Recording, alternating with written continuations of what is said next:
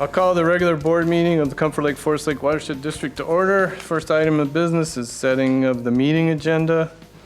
A few comments. We have a lot of stuff on the agenda, so I talked to Mike beforehand. I think we'd like to defer item D, E, and F under new business to February 13th, and item E under old business to February 13th. And I would entertain a discussion of anybody else who thinks there's anything we could. What under what under old business was it again? E? E. Really? Oh, E or B? E. Oh, really? Yep. I would We're have, only we're only 2 weeks out. I would have thought the comprehensive data review. We could hold that again. I mean, that's fine. We're not gonna make any decisions on that. No. So I let's, have some questions on that too. I'd rather just talk to Megan about it. all right, let's, Move B and put then E back in? Wouldn't take long. I don't know. Okay. I would say not. I think the Banta parcel review is gonna take some time, but Okay. Okay. I could be wrong. No. What? Yeah, Mr. President, I'm just thinking in terms of timing with that project. Okay. It may be tight regardless to do a winter construction next year, but if the idea is to pull that Banta in with the rest of it, I think the board needs to start thinking about negotiations sooner than Yeah. later. Okay, well, if we need to do it tonight, Let's do it. let's do it. We got coffee. Yay. All right, so we'll leave E in, take B out. Is that right? Yes. Is that okay? Mhm. All right, any other suggestions? All right, we need a motion to accept. I'll make a motion to accept the agenda as amended. Second. I'll second that. All right, motion's been made and seconded. Any other discussion? Yes, I'm sorry. I missed this J permit under consent agenda. Uh-huh. It requires submittals. So it's not complete. The waddle. So I wondered why that was under consent. I mean, if that's handled through the memo, that's one thing, but I thought maybe we should make a motion on that. Oh, it says the stipulations. Does that, where's the submittal? Oh, no, I've got the wrong one. Yeah, That's okay. not it. I'm at two. The last paragraph. Anyway, Mr. President, managers, I'm happy to present either of those on the consent agenda. I think the thought was just that those are two pretty small sites, and if the board was okay with them. My kinda question move though things along. is, and I agree with you, but my question is that the Waddle parking lot one, J, is not complete. It's not ready. It said that there were still submittals ready to, or waiting on. So I guess that's it's a stipulation of the permit, though. Without the submittal, it doesn't get approved. Right, I think these are pretty minor changes, but I can go ahead and present Okay. it if the board. okay. So it's covered by the memo. It's covered by the, Yeah. As long as our Approval pen- attorney agrees with that. Mr. Chair, Manager Anderson, my understanding is there are a set of recommendations by the engineer that would be, the board would approve the permit, and when these conditions are met, the administrator would issue the permit. So we should There- say subject to, The recommendation. is that sufficient to be interpreted as Yeah, not the issuing phrasing is it- a little bit not quite right. If I'm reading the right, under recommendation, it should say approval with issuance pending receipt of the following. So the board would approve tonight with conditions. When the conditions are met, the administrator and engineer determine it, then the permit issues. See, that sounds like something that's not consent. Well, then let's, Just pull that one out. Just That'll be pull it. very quick to Yep. add that language, yeah, we'll just pull that one, just to be safe, add it on new business item just like the others, 0. really. Yep. All right, so we have a consent agenda. Yep. Excuse me, is that gonna hold up the program, the project for them or not? No. We're still waiting for stuff, right? So it doesn't. Right, make does it- that mean that as soon as they get it in, then it goes? So- Okay, So we've got several regular board meeting minutes. from July through October. We've got the last two from December, the Whispering Pines parking lot now. Well, I have to abstain from voting for 6 minutes prior to my oath of Right, office the October 24th. on back. 23rd, isn't it? Or January 23rd. Okay, oh, okay, so all the board meeting minutes then. All right, Okay, so with that adjustment, moving that J down to the other permits under new business, yep. I would make that motion again, including that item. Okay. Second? You wanna make a second? I'll second. All right, motion been made and seconded. Chuck? Mr. Chair, I'm sorry, just to be clear on the motion, and it Uh-huh. and if it's a motion for the consent agenda, it would seem, Manager, it would need to be split into two motions, since Manager Dibble is abstaining from certain ones, but not the others. Okay, so when did you come on the board? November 6th. Yeah, November 6th. Okay, so you can vote on the last three items. All right, so we need a motion for the first part of the consent agenda, which is A through F, and then a motion for the second part of the consent agenda. So let's do A through F first. Okay, I'll make that motion. All right, second? second. Motion been made and seconded. Any other discussion? All those in favor say aye. Aye. All right, now we have the G, H, and I. We need I'll a make that motion again. second. I'll second. All right, motion been made and seconded. Any other discussion? All those in favor say aye. Aye. Aye. All right. Public open forum.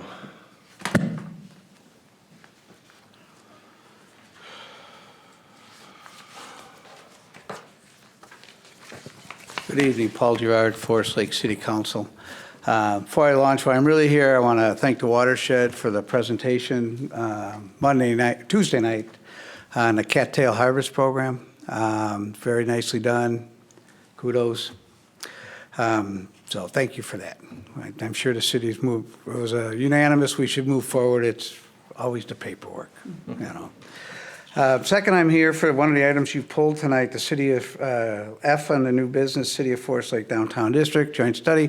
Thought I'd give you a 2-second idea what is in mind here is that as we get to the downtown area, well, let me step back. Both Mayor Bain and Patrick Casey could not be here this evening. So you're stuck with the lowly liaison. But the purpose of this letter and the intent moving forward is that the downtown area, we have had the University of Minnesota has done some work with the EDA, and that presentation, I believe, is next week. And there's discussion of what we should do, how we can develop downtown and whatnot, and the Watershed is always part of it. As you know, we have a fair amount of small lots down there. It's tight down there, and fitting in all the requirements makes it difficult. So really, the city is looking at what can we do on maybe a little larger scale that handles the downtown versus potentially property by property. That was kind of the intent of the letter. So moving forward, that's what it would be about. So we'd be happy to work with you guys. The council is no experts. That's why we have this fine commission. That's, if I can answer any questions, I will, but that's really the intent, is just look at it from a little larger global, if there's that kind of potential. Okay. All right. You got any questions, Mike, or any? No, Mr. President and managers, thank you. We do look forward to having more conversation. I was hoping to get together with the engineer and Mr. Casey about some more of the specifics of what the partnership would. But we're definitely, we've reviewed the memo at the staff level with our engineer. We strongly support participating and moving forward. Some of these are definitely things that the district has been interested in as well, the regional stormwater concept aspect of it and things like that. So, right, and we just pulled it, mostly just to try to Get a better understanding? get a little bit more information with some of the details. As I noted, I haven't met with the city staff yet on some of the specifics, questions that I have. But then also, we just have a full agenda tonight. That's fine. Lastly, if you're interested in what they're kind of looking at downtown, the EDA presentation is Monday night, I believe, but, the agenda and packet is already up online. So you can get kind of the scope of the downtown project and kind of what they're looking at and what they found and whatnot. So, anybody else, if I can answer any questions, otherwise I'll sit down and let you move on to 900 items you have on the agenda Yeah. tonight. I just wanted to say that, to echo some of the comments that Mike made, that when our first plan, or the plan that we're working on right now was done, it looked at that as one unit and not as individual parcels. It's very difficult to keep your stormwater, or do something with your stormwater when it's all impervious. So we get that, and the set aside for developers that can't, or people that are, business people that are coming into that area, they pay into a stormwater fund. And so developing that concept with the city has been something that, we really want to do. And so this was very exciting. I was very excited to see that, and looking forward to working with the city on those projects. Good. Thank you. Thank you. All right. Anybody else? All right. Citizen Advisory Committee update. Jerry, Jessica. Still me. Okay. Mr. President, managers, as we may or may not know, it's been officially over a year since the CAC has had a chairperson. So at this time of year, it's a little rough on the CAC attendance since so many go out of town, but we had a pretty productive meeting earlier this month. Manager Anderson was in attendance. We talked a lot about the different possibilities for shoreline restoration around Bone Lake with the damage that the storm has done. Committee member Tom Fury's put in a lot of work on that and has met with various local government officials to see what can maybe be done there. And then we also talked briefly about the State of the Watershed and the Watershed Champion Award, which you'll see is on the agenda tonight as well. If there are any questions, otherwise that's... I just want to make a comment on that project that, I always mispronounce his name, Fiore, is it? Tom Fury. Yeah, Fury, okay. That he's working on. I just think at some point we need to bring that to the board and see what the board can do to help with that, because he's pretty much a single person trying to do that. And it came out of that discussion we had last summer after the tornadoes. And Manager Moe brought up the idea of having some type of a restoration plan, because there was so much damage around some of our lakes, Bone in particular. So he's been working as a single person, volunteer, putting that whole thing together. And at some point, he can come in maybe and make a presentation to us, and we can decide if we've got funds somewhere to help with that. Sure, and I will note that both Mike and Blaine have been working with Tom on a few of his different ideas and things like that, so, Okay. yeah, we've been keeping up to date. Okay, anything else for the CAC? All right. All right, let's move on to the Waddle parking lot permit. And just a quick overview, Greg? Sure. Just very quickly, so this site is located along North Shore Drive, 4th Avenue to the south, and Highway 61 to the west. There's an existing house on that lot, and they want to put a coffee shop in there and add appropriate parking. So they've incorporated a biofiltration basin to treat runoff from the parking lot. Kind of that design detail that I think Manager Anderson was referring to that I'd like to see updated basically relates to, you can kind of see where that circle is by the outlet with the D in the middle. That's kind of their outlet structure. But kind of where the water's coming in from the parking lot, there's a potential that the water could go directly into the outlet structure without first going through the filtration basin. So I either just want them to perch that a little bit, Okay. and that may be their intent, I just don't have enough detail to show that. Perch it a little bit so the water gets to the filtration basin first, or move that over off to the side so there's a path for the water to get into the filtration basin, be treated before it overflows into that structure. So it's a very simple change, but a necessary one, I feel. So, I think the rest of the pending items are pretty straightforward and typical. Happy to answer any more questions if there's any.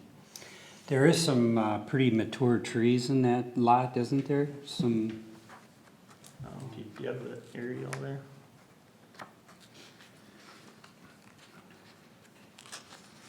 So. so if you look at Go it, to the there's, south there, yep. So, yep, there's some kind of trees there Right, on the corner there. right in the corner. Which, yeah, I suppose will need to be removed in order to get that basin in there. Is that- could we ask if though, you know, once it's done, that some maybe rain gardens or something with, as far as runoff and stuff to help?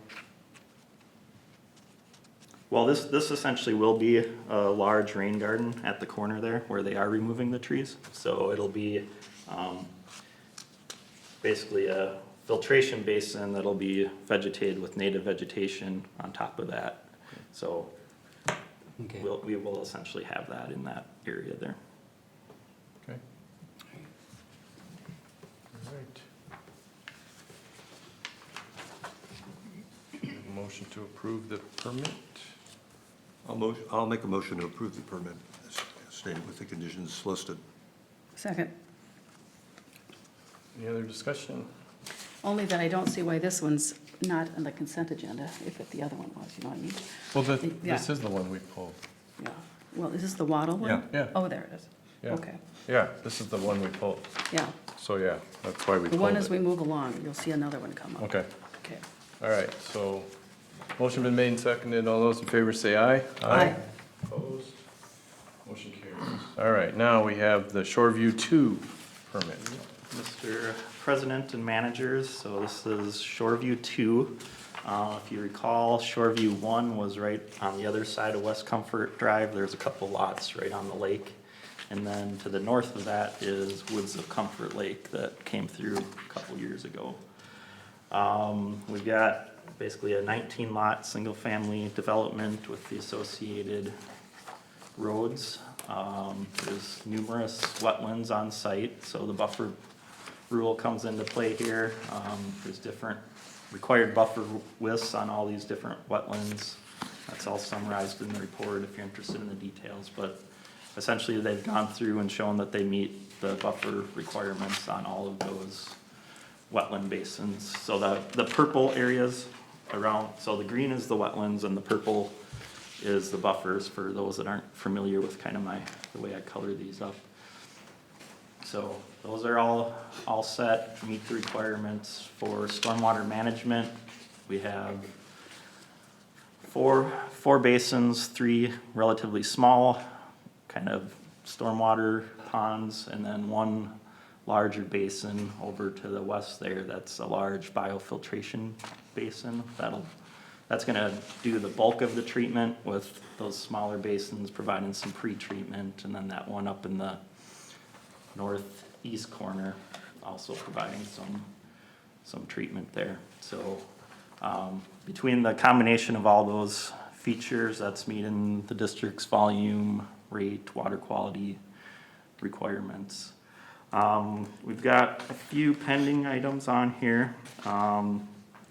So they did go through and kind of assess where they had some invasive species, but we just need kind of a plan sheet highlighting where the removal will be and which areas will be reseeded.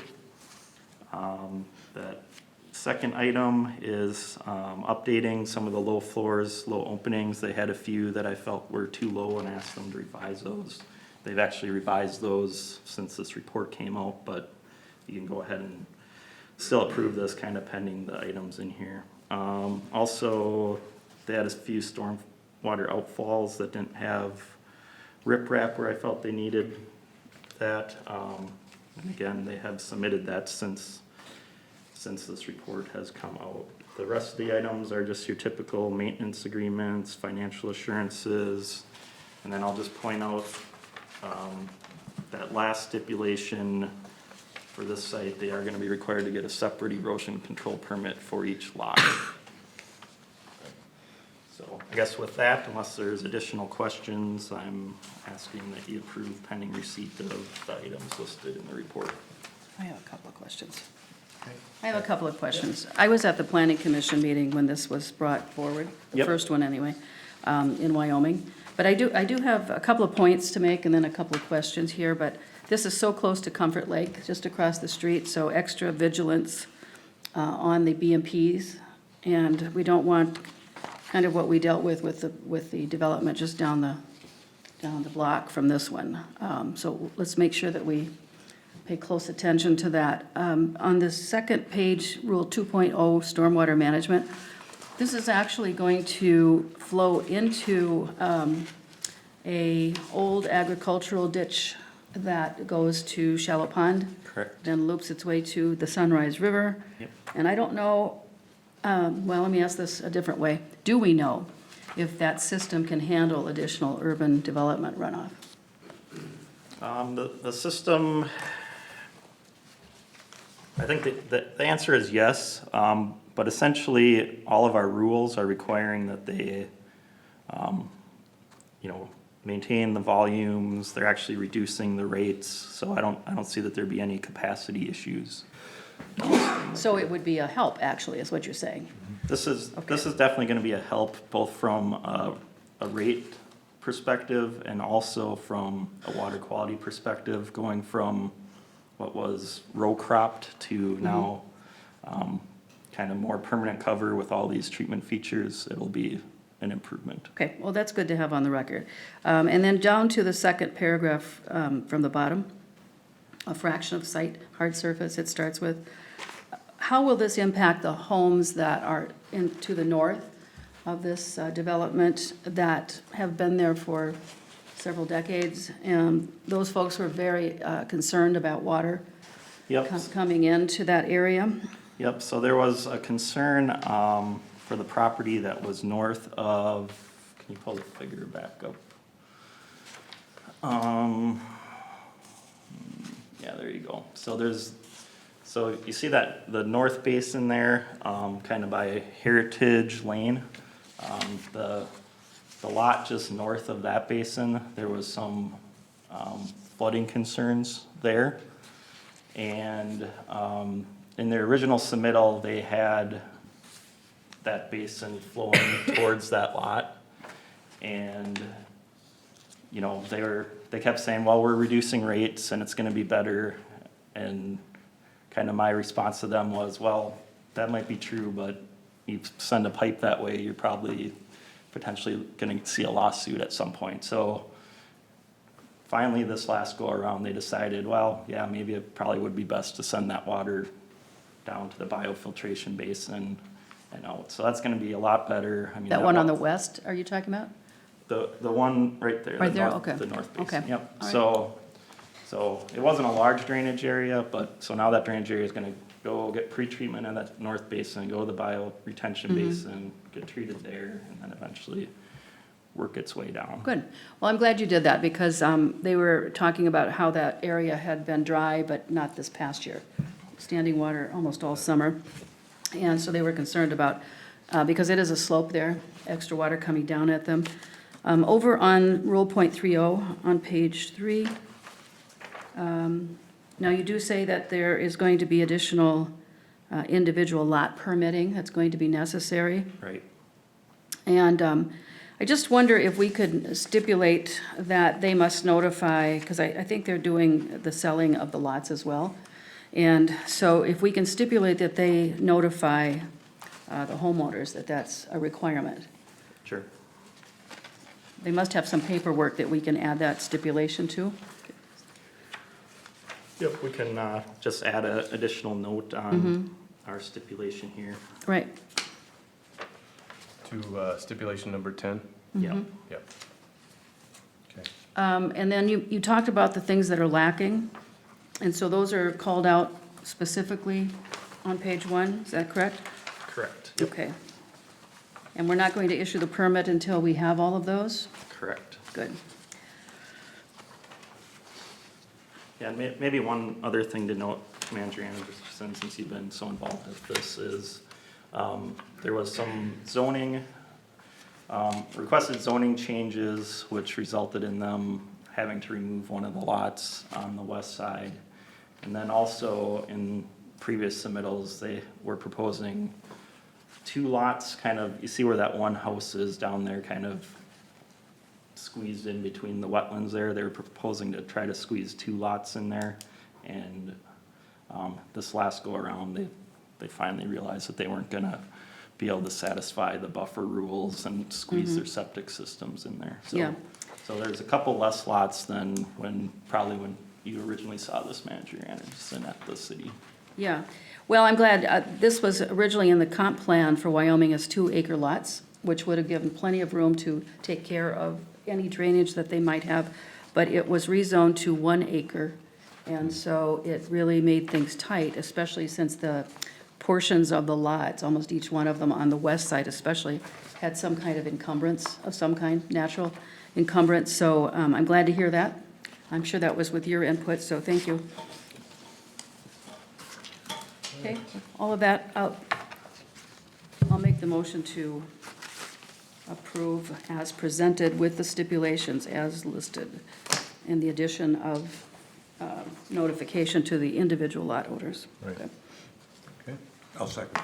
Motion been made and seconded. Any other discussion? All those in favor say aye. Aye. All right. Let's go to the TH97 improvements. Mr. President and managers, I'll keep this one quick since they're really ready for issuance. They just have stipulations, but I just thought folks might be interested in this, being that it's on Trunk Highway 97 and close to Keewatin Lake.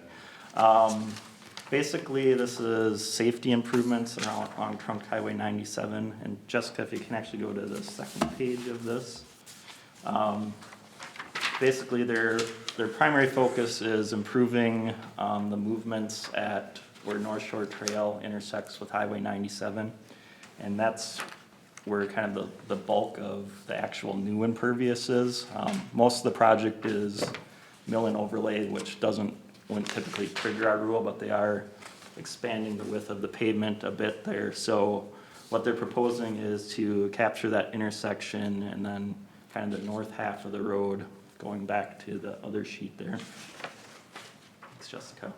And then routing it up to a 2-cell treatment feature there. So they're gonna have a pre-treatment cell and then an infiltration basin after that. So I think, again, this is gonna be an improvement over what's there now, getting some additional treatment. They've actually sized that for more than what our rules require, which is nice. So I guess with that, I'm asking that you approve with the stipulations in the report.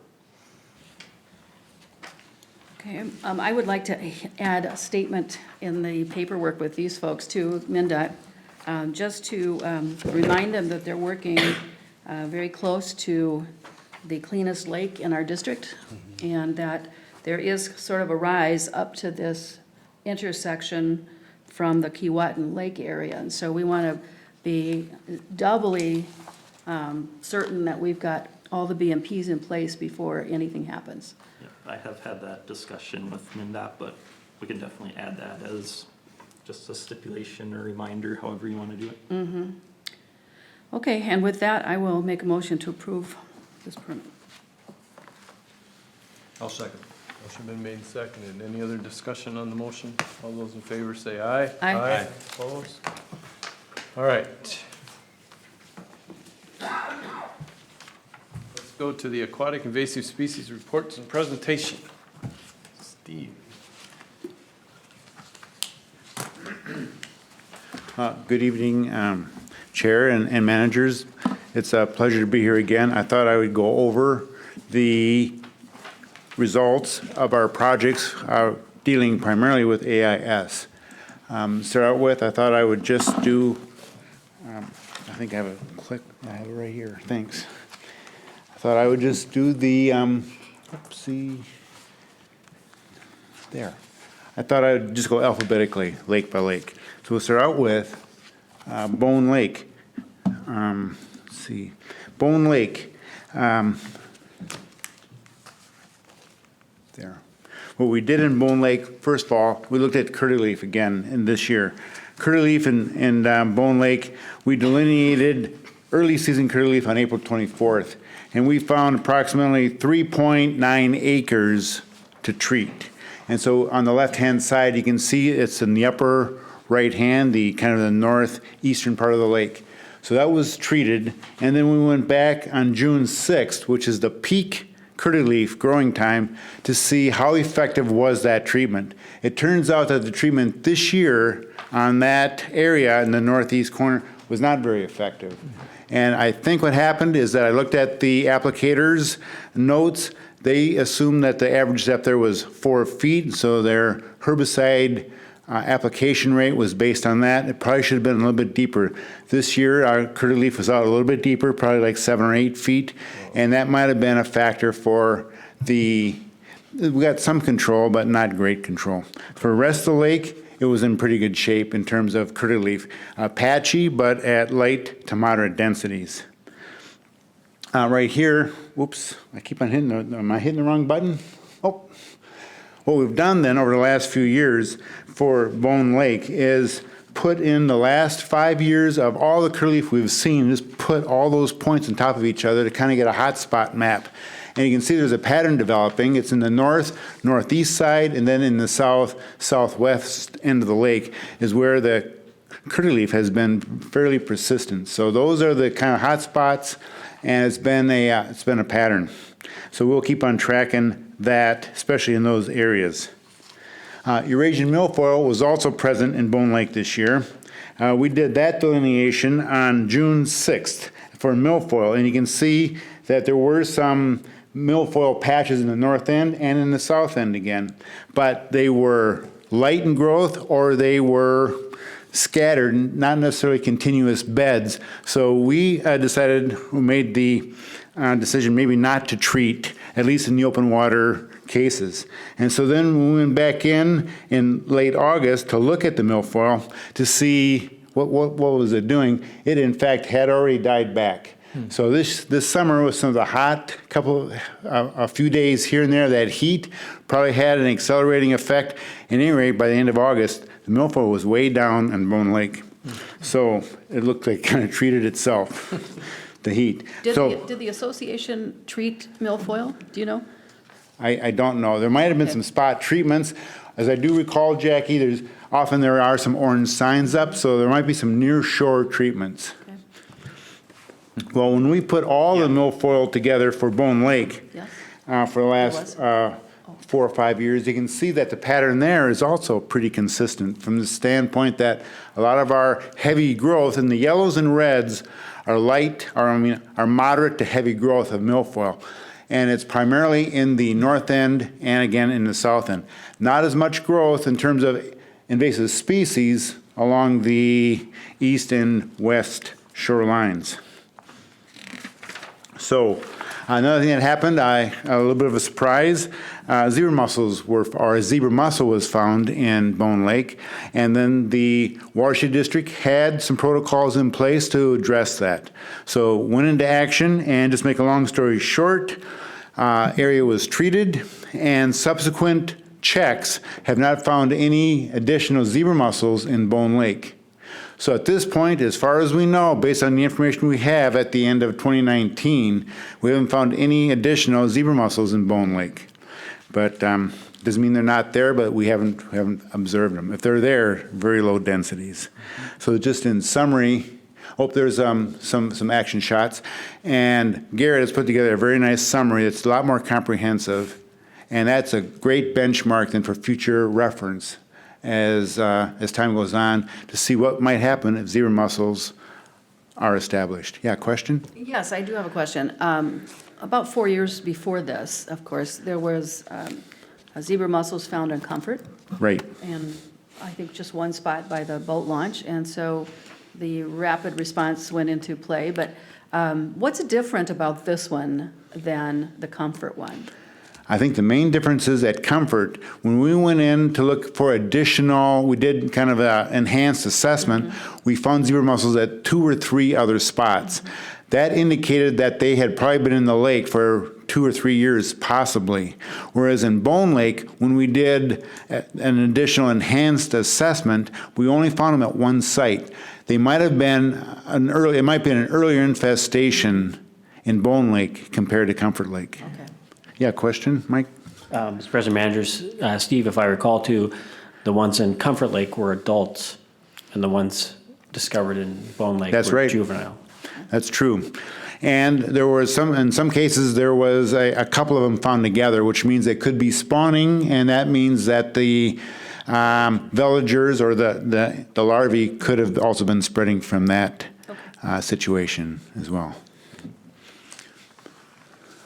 So, and kind of just summarize Bone Lake, we have CLP. It varies from year to year. Both curly leaf and EWM milfoil are heaviest in the north and south ends. We do find that where we have some milfoil, it is mixed in with the lilies, and so that does kind of hamper some of our treatment efforts as well, because we're really not going to treat the milfoil inside the lilies. Zebra mussels, as of end of 2019, we have not found any additional zebra mussels. Next up, Sea Lake, Comfort. We did an early season curly leaf pondweed delineation. We did not find enough curly leaf to treat. In fact, really only a few stems here and there. And where curly leaf has been found in Comfort Lake, not only this year but in previous years, it's been almost single stems and very light growth. So no treatment was recommended. And when we went back and checked, again, this is a peak curly leaf season in the middle of early June. We found some additional curly leaf, but at very light densities. Again, single stems, and not really a recreational nor a navigational hazard. So also, Comfort Lake, we've been checking and tracking Eurasian milfoil. We did our first delineation in early June. We did find a number of spots of moderate to heavy growth of milfoil. In fact, it's ringing. The yellow and the red dots are representing moderate to heavy growth. It's now kind of spread around much of the lake, but it is very close to shore. It's in the near shore zone, often within 150 feet, and also sometimes also within lilies. And so the district did not treat, and there probably was some shoreline treatments, but when we went back and checked at the end of August, we didn't find a lot of heavy growth of milfoil. We found fairly widespread milfoil in distribution, but almost all of it was light growth, single stems with not branching, and there was some moderate growth and a few patches of heavier growth where it was hitting the surface. So milfoil has been in Comfort Lake since 2014. And when we look at the distribution or the occurrence of milfoil, put all the milfoil we've found for the last 5 years on the map, you can see it's spreading pretty much now around much of the lake near shore area.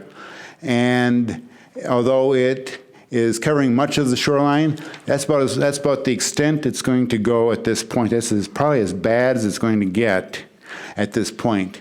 There are some reds and some yellows up there. It does vary though from year to year. One thing we did, and this milfoil map here on the right, that is a combination. We did a point intercept survey, which is a grid survey, and combined with a meander survey. So that map in August, the milfoil map, represents the results of both surveys. There were extra points taken. And on top of that, we did do a point intercept survey, which is a systematic, quantitative plant survey. It's measured. And what we found here with the point intercept survey is that, one, native plants are fairly widespread, but also at the same time, the number of species is fairly low. So we have a low to moderate diversity of native plants, but they also are fairly common around the shoreline. So that map on the left-hand side is species richness. How many species of plants are we finding at each site that we were sampling. And then after that, we look at the map on the right-hand side there. That is all the native plants kind of combined. If there's any plants present at a site, they were listed. And you can see that for the most part, it's light to moderate growth. Native plants, though, are fairly, they're fairly well distributed around the shoreline as well. Can I ask a question about that? Sure. Okay, you did the first diagnostic study of comfort with me back in the late 90s. That's right. And one of the things that you found was that Comfort Lake does not, at that time, did not have a lot of native plants or a good diversity.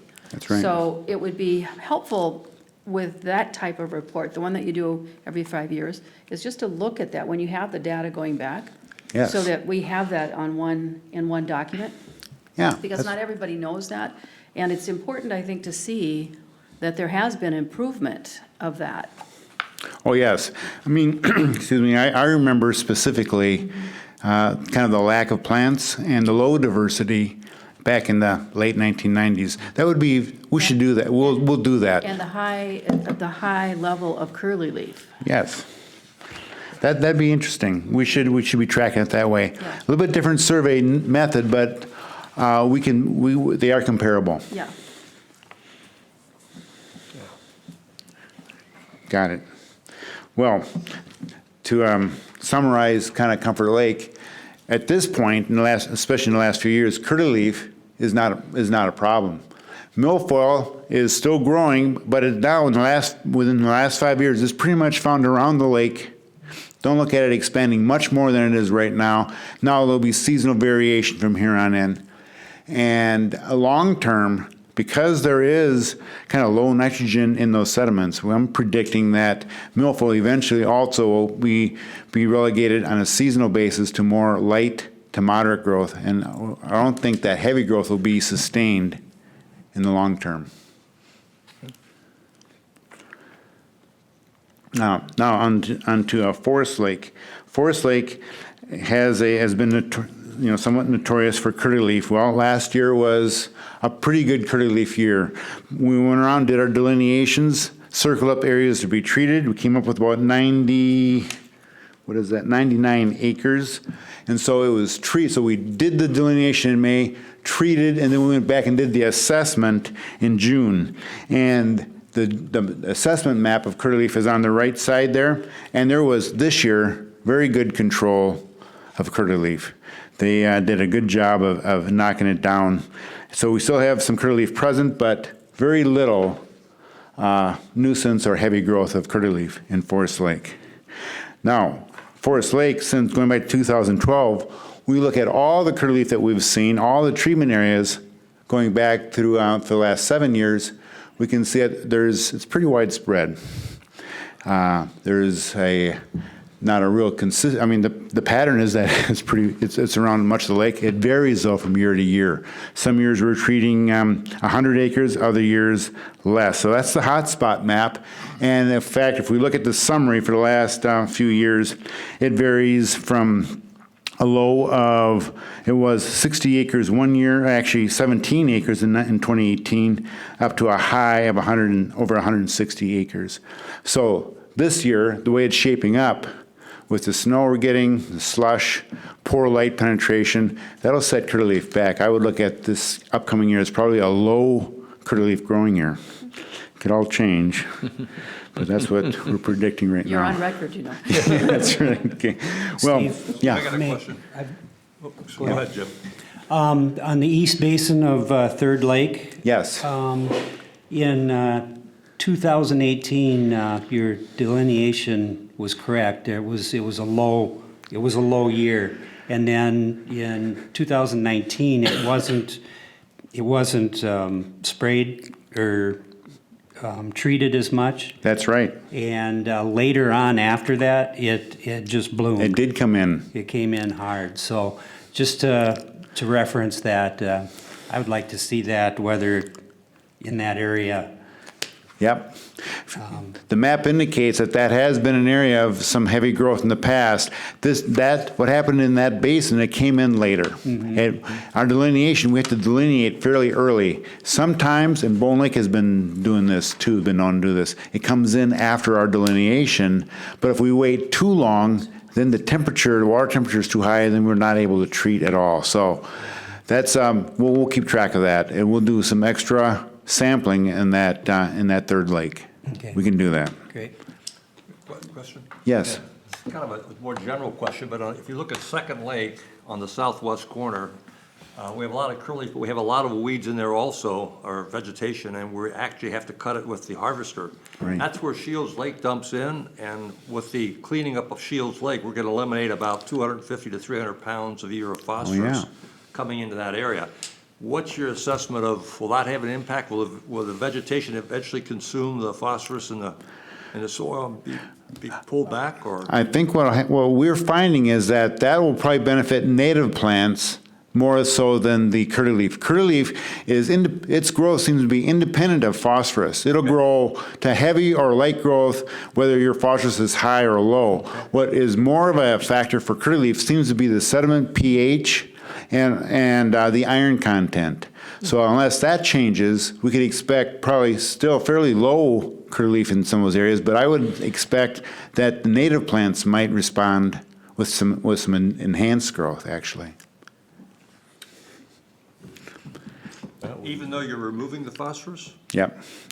What's going to happen is removing the phosphorus, now we're going to have less algae there too, less filamentous algae and attached algae growth. Deeper growth. And we'll get better, it'll get better light capturing potential. All right.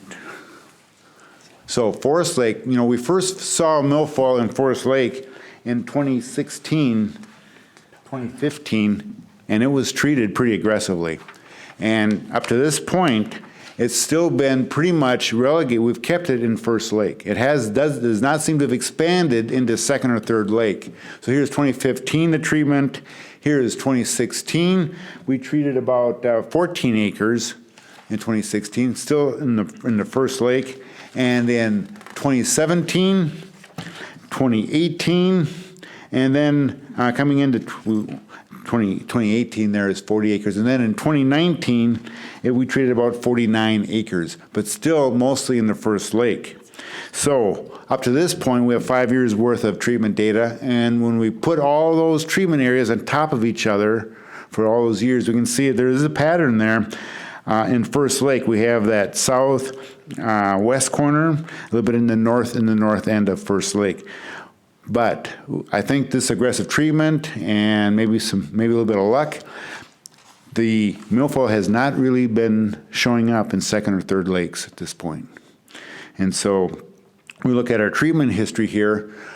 Treatment acres, though, has been increasing since 2015.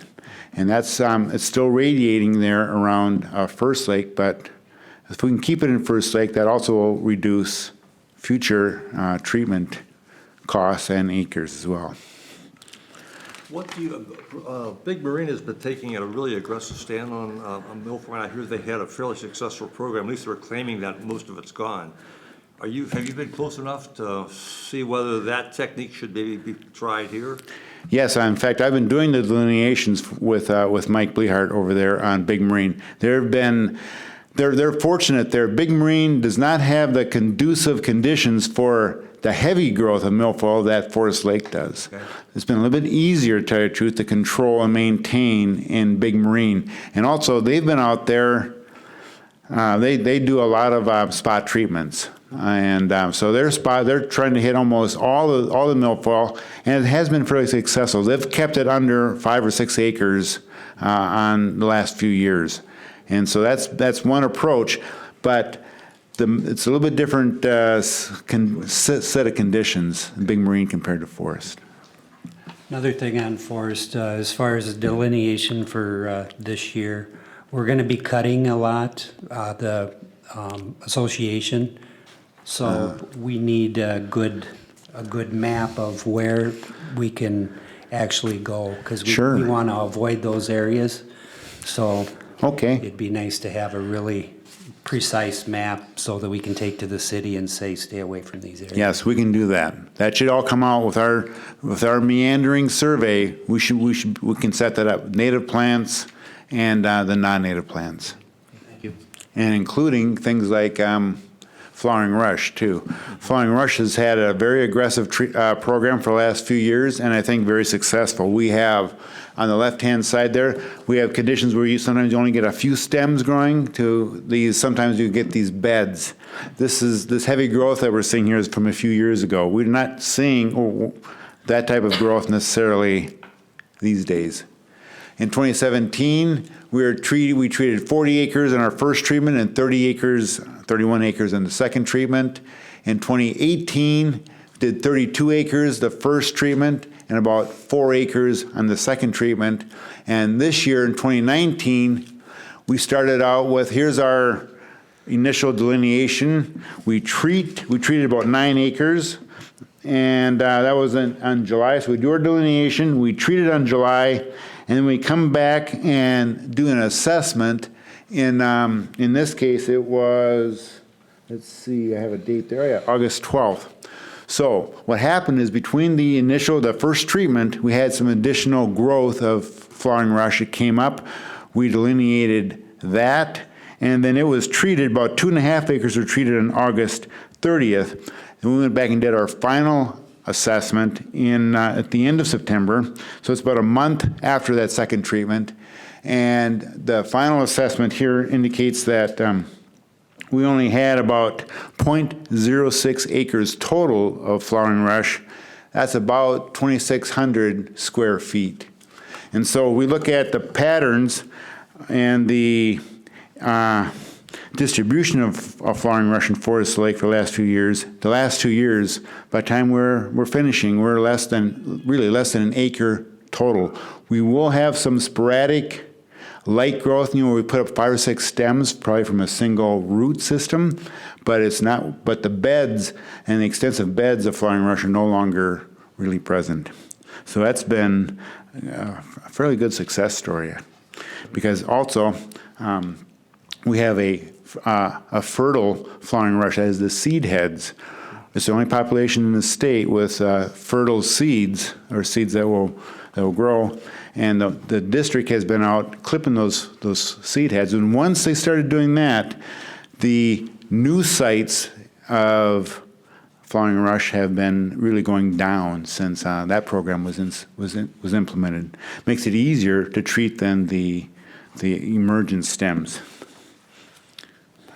Well, last 2 lakes, Moody Lake.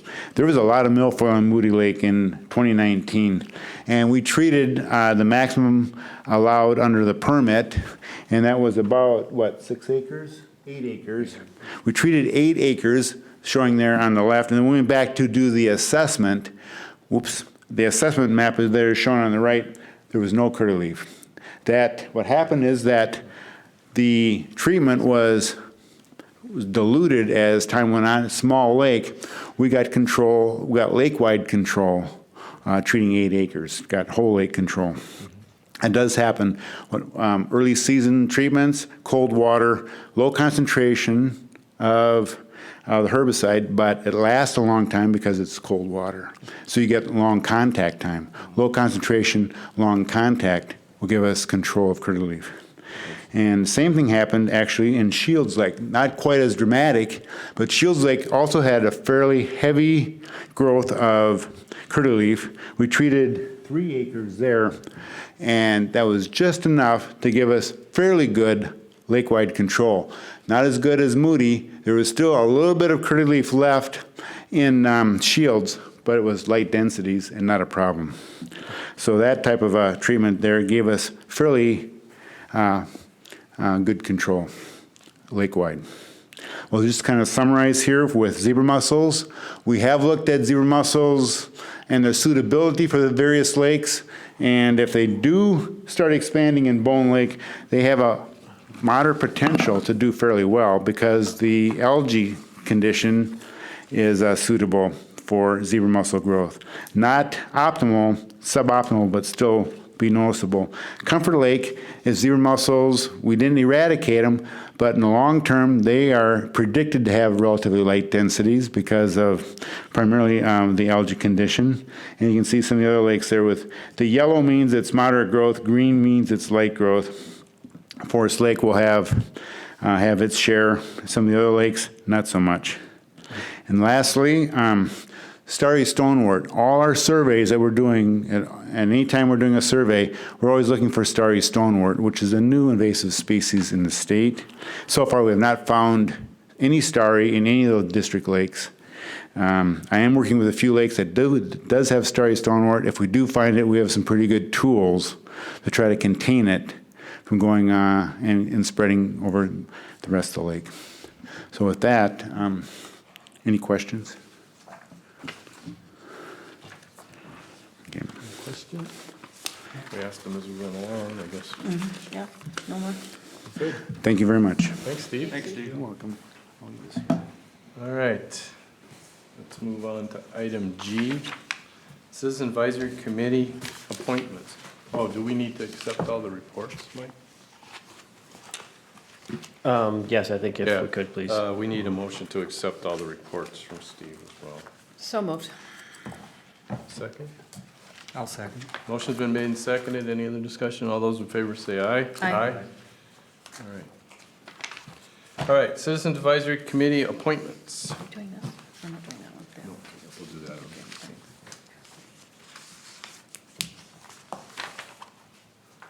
So, we have a President list. Managers, just annually, the state statute requires the board to appoint the advisory committee, and these members are listed as our current active members.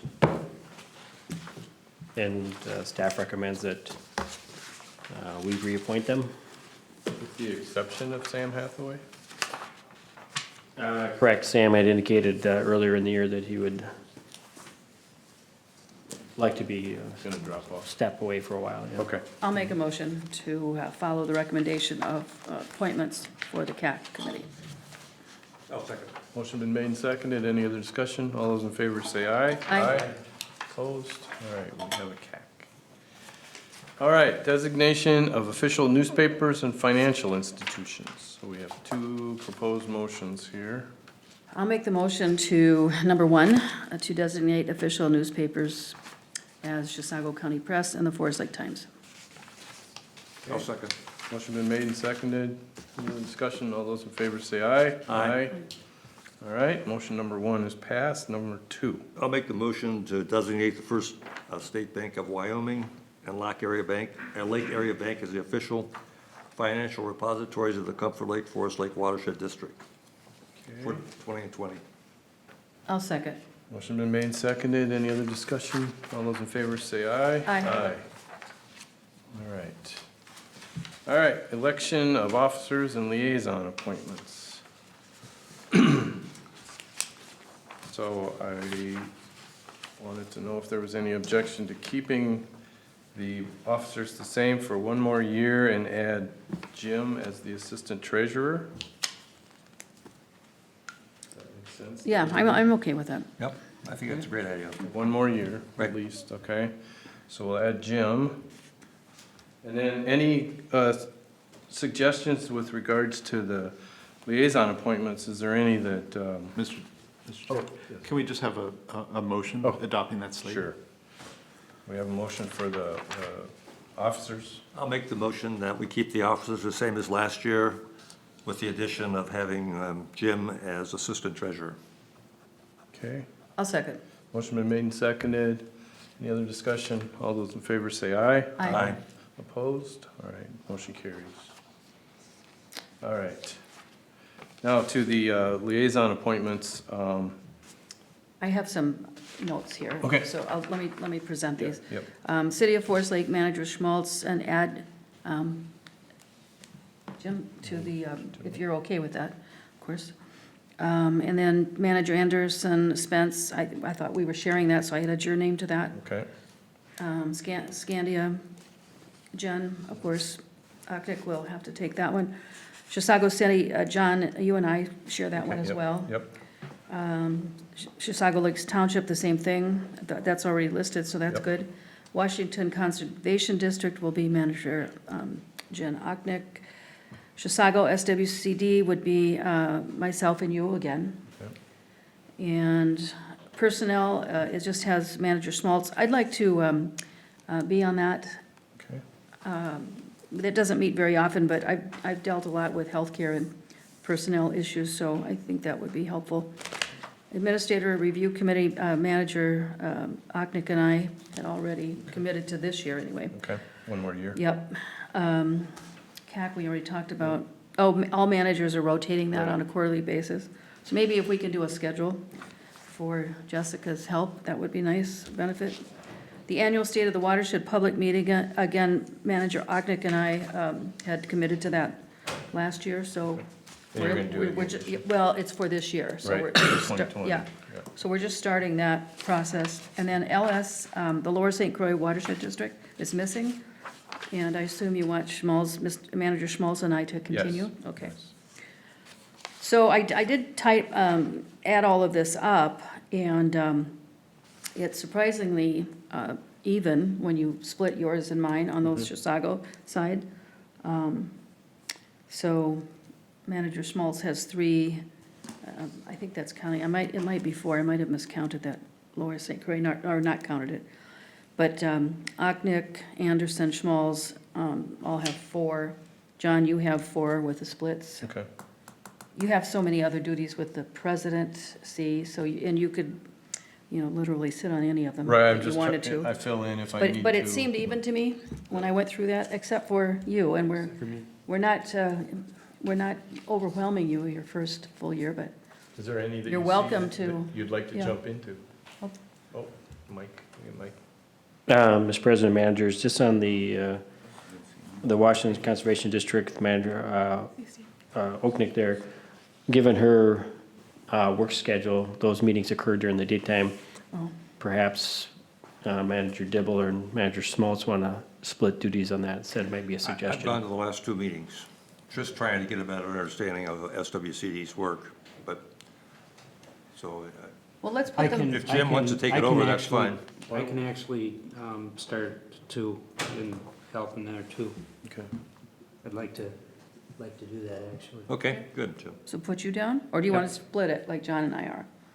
Well, we can split it. If you can't go, I can fill, I can fill in for you. And then let's relieve Jen of her Yeah. duties there so that Yep. she doesn't have to deal with the daytime Right. meeting. Yeah, right. I took her name off there. Okay.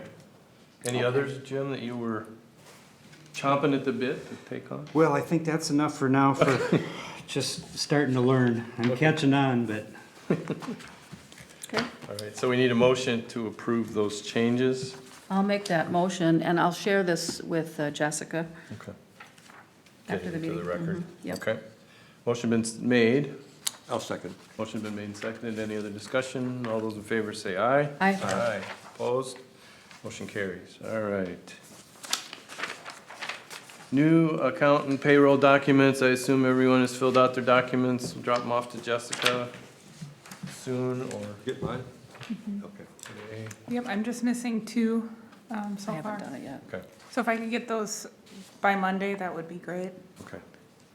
So we'll have to get to Jen and make sure she knows. Okay. All right. These have to be done manually, or can they be done online? You can complete it digitally if you would like and send Okay. it over. We didn't get them digitally though, did we? No, I handed them out at the Okay. last meeting, Okay. so I can share them digitally. Yeah, The only thing I'll note is that the district does not have a secure file transfer system, so Oh. you would have to be okay with, Your social security number's on yeah. all of them, I think. oh, well, no. Yeah, probably Then- better to do Want them to complete them by hand. electronically and then print them out and mail them in, or we could pick them up, yeah. Okay. Let's do that. All right. Then I have a record of it. Yeah. Yeah. I don't know what that's like. Okay, so watershed-based funding representative. Mike. Now, Mr. President, managers, you may recall that the watershed-based funding, watershed-based implementation funding, I guess, is the funds that account for the clean water funds allocated in lieu of one watershed, one plan monies to the metro. The distinction this time around from the last time, 2 years ago, was that the allocation had gone to counties. This time it's going to watershed boundaries. So this would be for the lower St. Croix portion of Washington County. Within Washington County is the watershed-based funding. So that allocation, still roughly the same, 782,000. How much? 782, I believe it is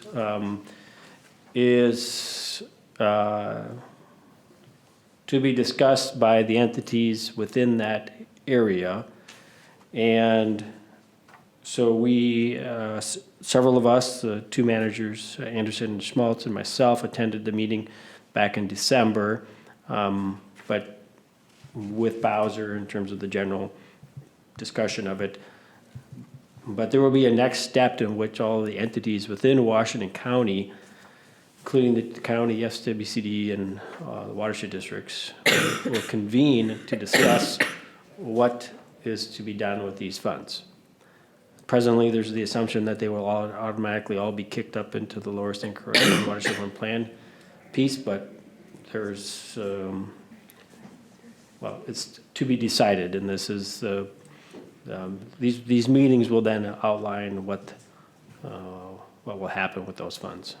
If it was supposed to go to watersheds, why are the SWCDs involved? They're an eligible entity by statute, They are? based on Bowser's interpretation of statute, yes. Okay. So we need someone from the board to participate as our representative, is that what you're suggesting? Well, it's board or staff. Okay. Does someone who isn't already overloaded have a burning desire to? Well, is this the same as the, or is this just like a round table kind of thing? I mean, why are they separating that from the lower St. Croix process that's in place right now? Maybe the easiest way to describe that is if we did not presently have the lower St. Croix one watershed, one plan activity going forward, these monies would have been allocated for the metro separately. So, and then the lower St. Croix portion of Washington County alone would have still received that allocation of 782,000. It just happens to coincide with the fact that we are doing the one watershed, one plan for the entire lower St. Croix, which includes then those northern areas. So that has its own allocation. Well, the lower St. Croix has an allocation for the entire lower St. Croix. So all portions of those 5 counties. The watershed-based implementation funds are strictly for those entities within Washington County, the metro. The Huck 8? No. Not the Washington County portion of the Huck 8. Only the metro portion. Only the metro portion, We're correct? considered the metro because Correct. of the statute. Correct. So this is metro money. This is separate money from the lower St. Croix Huck 8 money, is what you're saying? Correct, but we will know that the current status and the meeting that you will attend on Monday, they are assuming that all of the lower, the watershed-based funding money of Washington County will be rolled into the entire effort. But it already shows up because you remember that pie chart of the plan, it shows 1.2 million for water-based funds. And the rest was federal and local. So of that 1.2 million contains part of the 782, right? Correct. Okay, so it's really already, I mean, it's right, okay, we just haven't decided to officially say that's gonna happen. Well, that's what Correct, the but- plan is indicating, though. Well, that's The right. plan's that's indicating, but the- we have to Yeah. vote on it. Right. Whoever set up. But the ground rules for the watershed-based funding have not yet been set by the entities involved. Right. So that has to be decided. So I think either myself or Manager Anderson, since we've been through this whole thing for the last year and a half, we should be consistent. Yeah. So since we know what the history is and et cetera, et cetera. Why isn't this just going through the policy committee? Why this separate stage? It's confusing. Because well, again, if the plan development occurring within the rest of the Lower St. Croix was not occurring, this money would be coming to the Washington County portion, and then it would entirely, and that's still a possibility. The entities within the Lower St. Croix portion of Washington County could vote to say, no, the allocation was made for the metro, there's more density, there's more impacts, whatever this reason or that, we're going to keep it all within the Washington County. But just to clarify, the people at the table then, unlike the policy committee, will be the 4 watersheds, one WMO and WCD. And the counties. No county. I think the county will be represented because they have a qualifying groundwater plan. That's part of the WCD though, isn't it? No, it's the Separate? county, correct. It's the county plan. This makes no sense. Well, but that's the way it currently is being. Yeah, So basically, it'll be 4-3 then, basically. Well, no, I think that some of the other watershed districts they're going along with the assumption, Okay. but, I can't. It won't be as large as the policy committee is today because we're excluding the non-metro areas, when is this meeting? They're gonna invite whoever. Right. Comes up to Okay, so invite us, they haven't said, They okay. haven't said If you want to do it, you want me to do it, I can do it if you want. There's only one meeting. Yeah, I think keep, no? There will be multiple meetings, and I would also recommend a primary and secondary just in lieu of that somebody's Right. traveling. Well, let's just keep. Well, let's keep it the way it is. Primary and consistent. secondary. Yeah, I mean, Yeah. you don't have to go if I go, and Yeah. if I can't make it, you can go. Yeah, Okay. Or we could both go if it's really a critical meeting. yeah, well, I might go as an observer, just to Right, see so that's what the fine. heck's going on. I do expect that other entities will probably pick staff, but again, given the unique, I wouldn't be surprised if staff are appointed for other entities, but, Oh, is that right? Well, but still you guys have given, been so involved with it. Yeah. right. I'd hate Yeah. to change that now. You've got the history and the background and Okay. so let's keep it as managers, so we need a motion. I'll make that motion, that Manager Schmalz is the primary. I will be the secondary, just as the other Lower St. Croix process, okay? Okay. I'll second that motion. Motion been made and seconded. Any other discussion? All those in favor say aye. Aye. Opposed? All right. Hey, we got through the new business, it's not even 8 o'clock yet. Old business. Now we'll see how fast we go. Workload analysis. All right, we had an update to the Houston draft for the services, and Chuck had some comments that went around. I assume everyone saw Chuck's comments. Emily sent out an update. I had not. Oh, you're sending it out. I sent a response back, I don't know whether Emily got that or not, but. Yeah, these are Steve's comments, but those are Chuck's. Okay.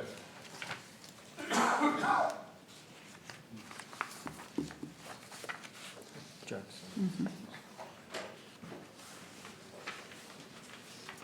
Thank you.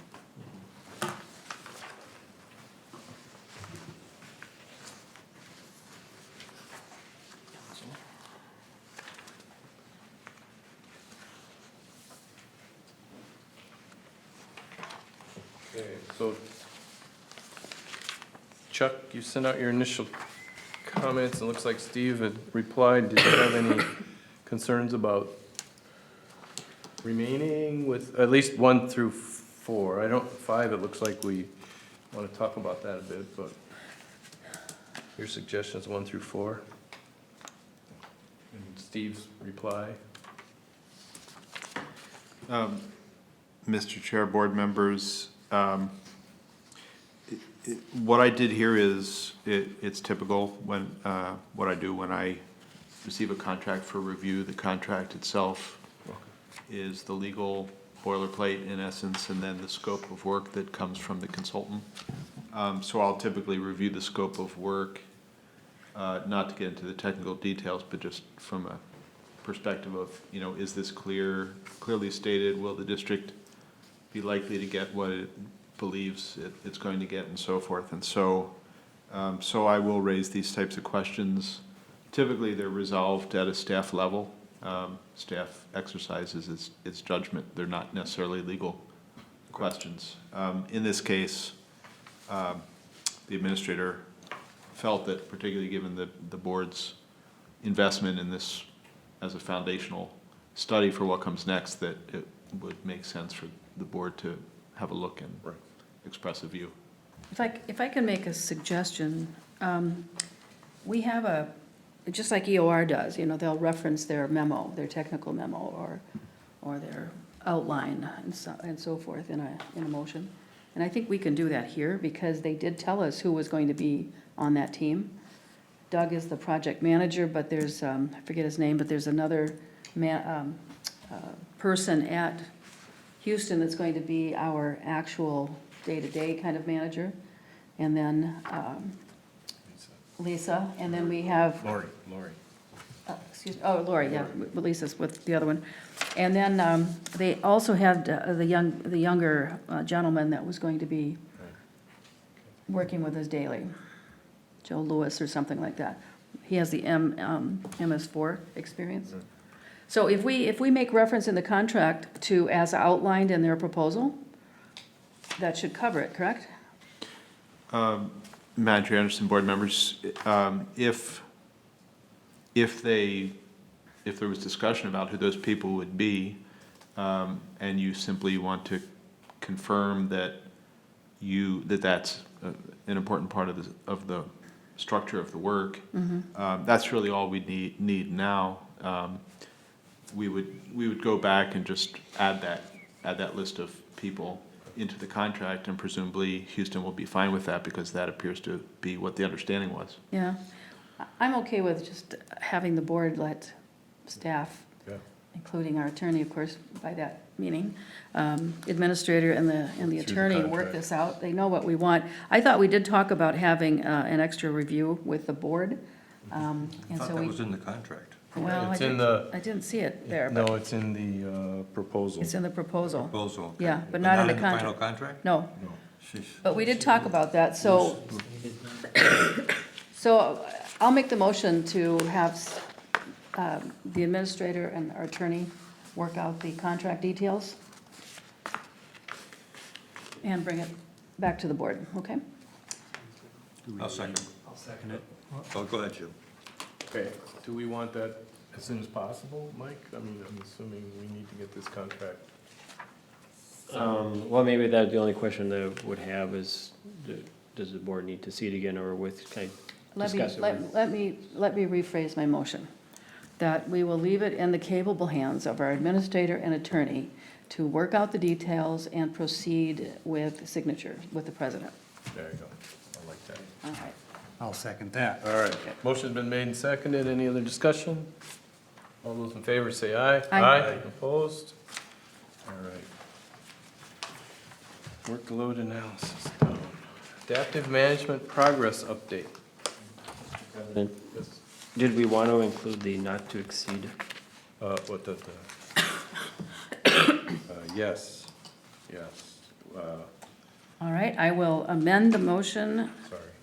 to include also the not to exceed $17,353 Authorize the- and authorize additional work up to 10% of the contract amount of $1,735. All right, motion's been amended. Do we have a second? Second. Second amendment. All those in favor say aye. Aye. Opposed? We have it again. All right, Thank you. all right, good catch. All right, adaptive management progress update? Okay.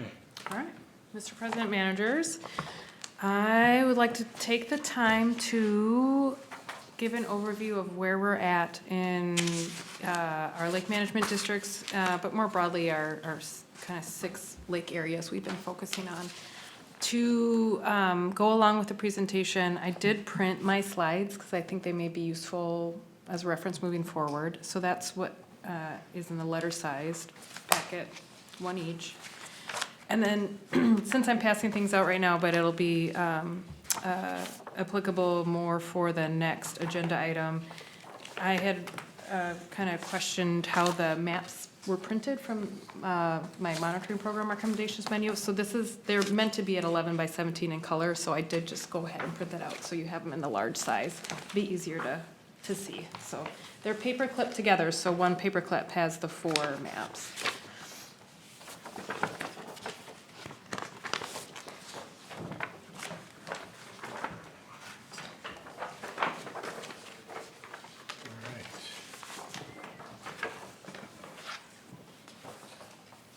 Okay, so what I wanted to walk through, and this is an overview for, we mention our lake management districts a lot in the adaptive management approach, so I'm just starting from the top. The first figure highlights in green our Bone Lake Management District. We have the Little Comfort in yellow, Forest in red, and Comfort in purple. And we have been emphasizing over the last however many years, and also in our grant applications, and then the way we go about with our management activities, an upstream to downstream approach in the district. So starting at the very top of our northern chain with Moody Lake through Bone Lake and its watershed. Conversely, we can go into our upstream lakes to Forest, which would be Shields Lake, into Forest Lake itself. The Moody Bone watersheds go through the Little Comfort Lake drainage area, passing through Birch and School Lakes along the way before it flows through Little Comfort Lake. And then Forest Lake and Little Comfort Lake management districts both contribute to Comfort Lake. Forest Lake also passes through the Sunrise River drainage area and all those associated ditches and wetlands. So when we talk about our adaptive management approach, in the Forest Lake Diagnostic Study update was one of the first places that we just formalized what we really meant by that in the 5 steps that at least this watershed district cycles through. So we have our targeted tributary monitoring. This is really the foundation of our project identification work and has led to our successful grant applications. And this is the sequential monitoring along tributaries to target those sources of high pollutants loads from the landscape that discharge to our lakes and streams.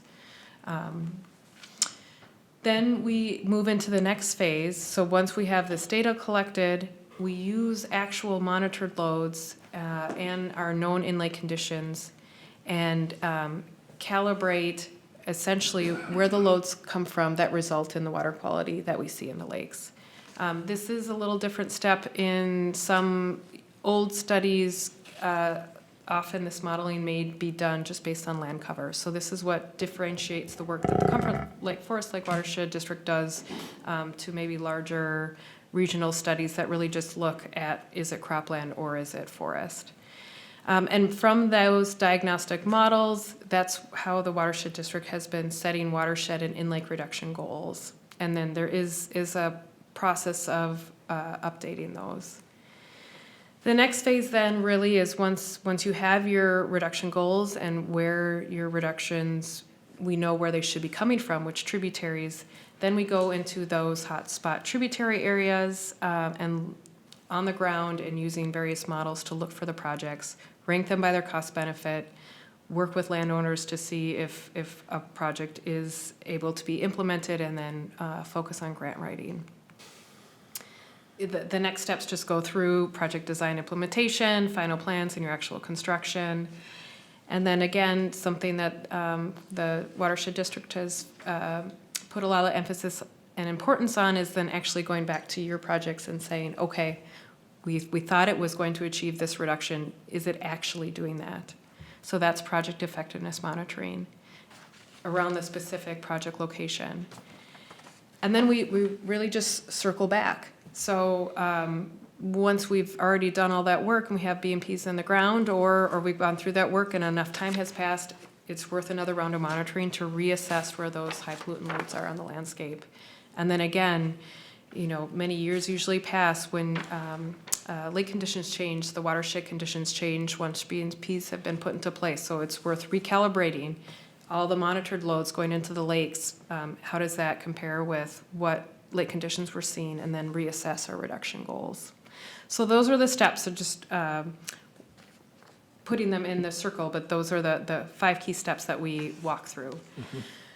So what I did then is for each lake, within those 5 key steps, just summarized all the past work that the district has done, just to, one, paint that picture of where we were, what we've been doing, and then where we're going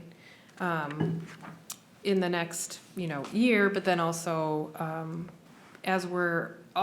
we have many concurrent efforts here, also updating the watershed management plan. So it just helps set the stage for the adaptive management approach for each lake. So at the top of, there will be 2 slides for each lake. This first one goes through the status of the adaptive management progress in terms of the steps. So at the very top are the 5 steps. And when there's a white outline, that's where we currently are. So those are, the steps that we're actively pursuing in 2020. The map on the left is a zoom in of actually the maps from the monitoring recommendations, but it helps you see where those diagnostic monitoring sites are, where we've had long-term load monitoring, project effectiveness monitoring sites. These are by implemented projects. So the red stars on some of the maps just show where some of those larger implemented projects have been, where we will be conducting project effectiveness monitoring. So walking through Moody Lake, targeted tributary monitoring, this culminated, it was a several-year process, working our way up the tributaries to Moody Lake that ended in 2014.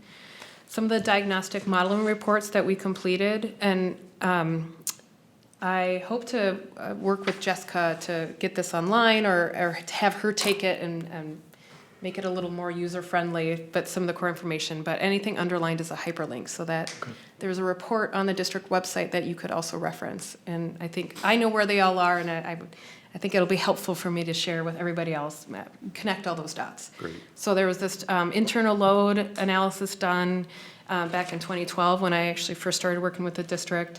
Did we need an alum treatment?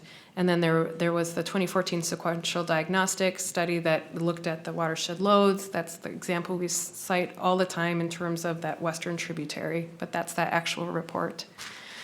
The project feasibility and planning was the Moody Wetland feasibility study that was completed in 2015, and that moved then into project design and implementation. And we have our 2016 Moody Wetland Rehabilitation Project, and then the 2018-2019 Moody Lake Alum Treatment.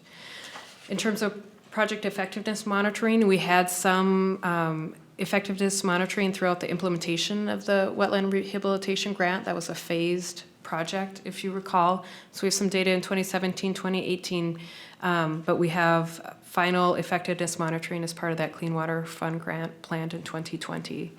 And then if you circle back up again with the arrows, you can see that our targeted tributary monitoring initial data is getting a little old.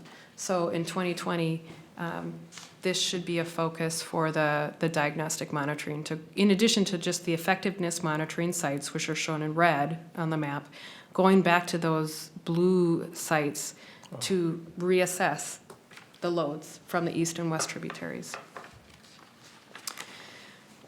The second slide for each lake then takes all that information and puts it in the larger context of each lake goal and the reduction goals that we're trying to achieve and where we're at. The figure on the left is one that Emily puts together as part of the annual report, progress report for the district. So this is based on this district's metrics. So I'm just pulling that information Emily's compiling. So for Moody Lake, and one of the things I wanted to have in these slides for your reference is the starting point for each lake. So we set these reduction goals for some of these lakes based on some old data. So in Moody Lake, it was based on the 2004 in-lake concentration.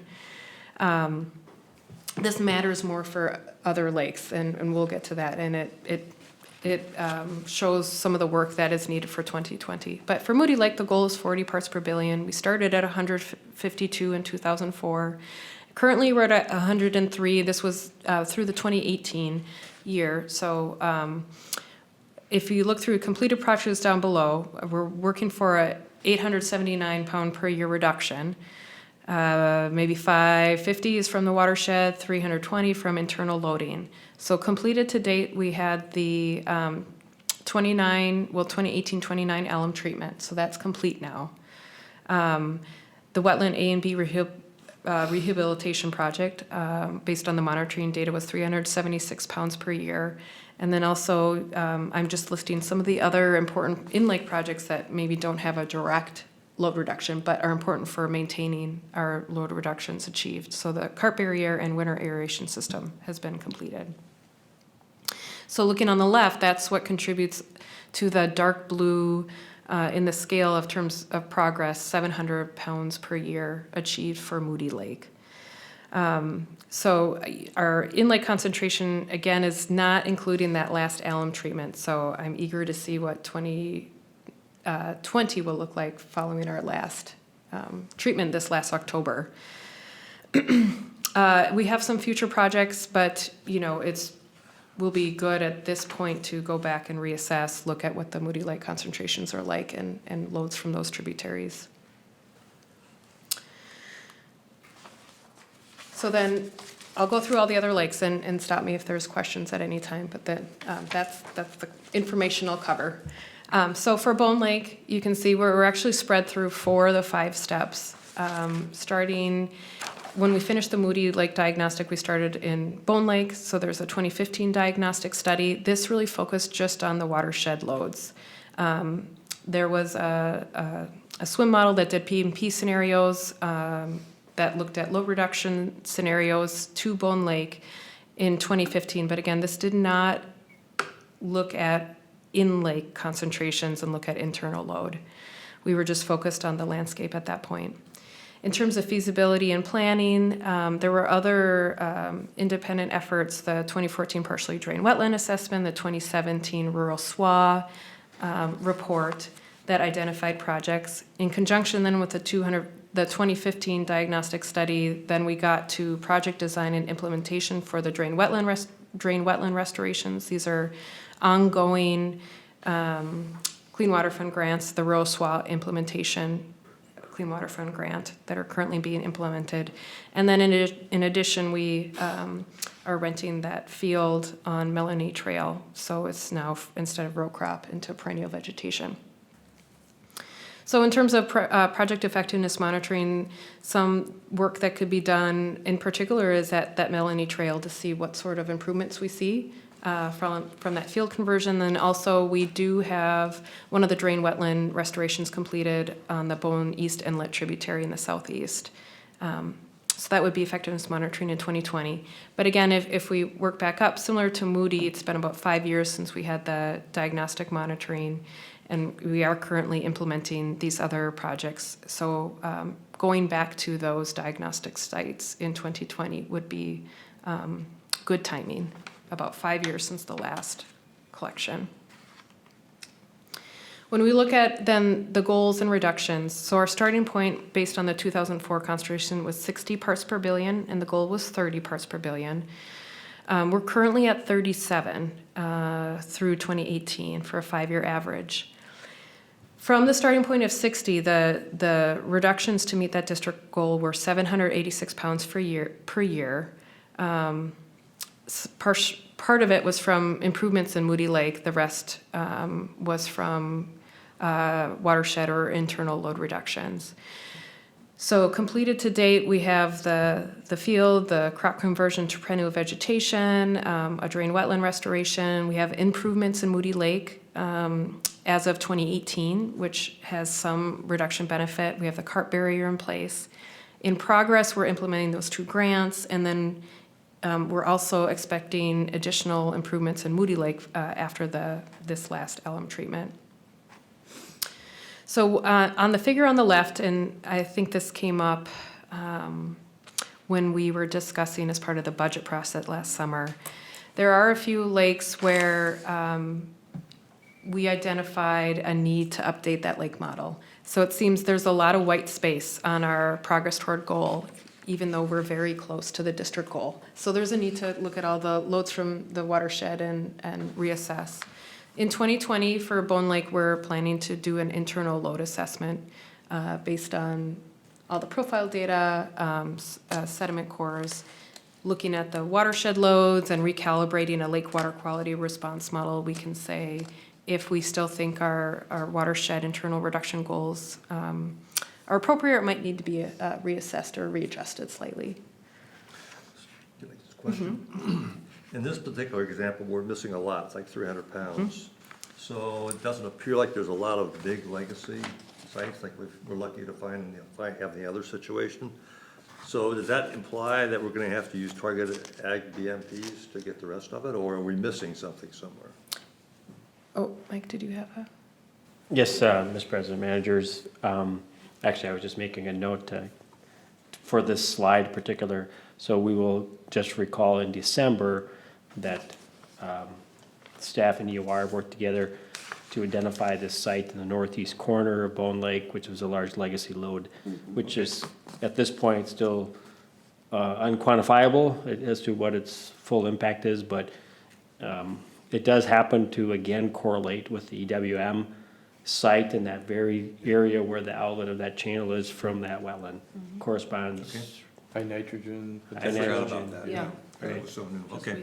So that's I still missed this. another piece in the cycle that, so we'll evaluate its full impact through this next season. While I'm thinking about it, one thing would be helpful to have on this chart, which I think is on our other charts, is to have the initial load in 2004. You've got the targeting spot Yep. of 60, but it'd be good Yes. to know what the load is. Are we trying to get 60 out, 80%, 20%? Correct. That's on our other report, but you didn't carry it over, so if you could bring that over, that would be great. And one of the questions is, we don't know that 786 is the right target anymore. So one of the projects this year is to reassess whether Right. 786 is No, I know. right. So it might not be that much that we have to remove. That's true too. So that could help. Right. Or it may turn out that is what we have to remove. Or we have to do more. who Yeah, knows, and we but have to work unlikely though with the drop we've got. already. Yeah, we've made a pretty big impact. Yeah, we have. So, Mr. President, I think the big question here is, whether, I think that original goal included an alum treatment for Bone Lake. So I think the big question is, do we really need that alum treatment or not? Or have we made enough improvements that that's no longer necessary? So I think that's what will come out of this study.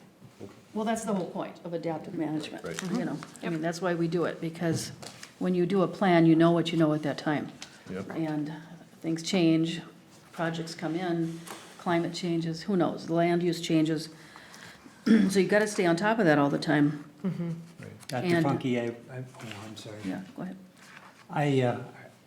I'm thinking, is there any way of monitoring after a catastrophic rainfall?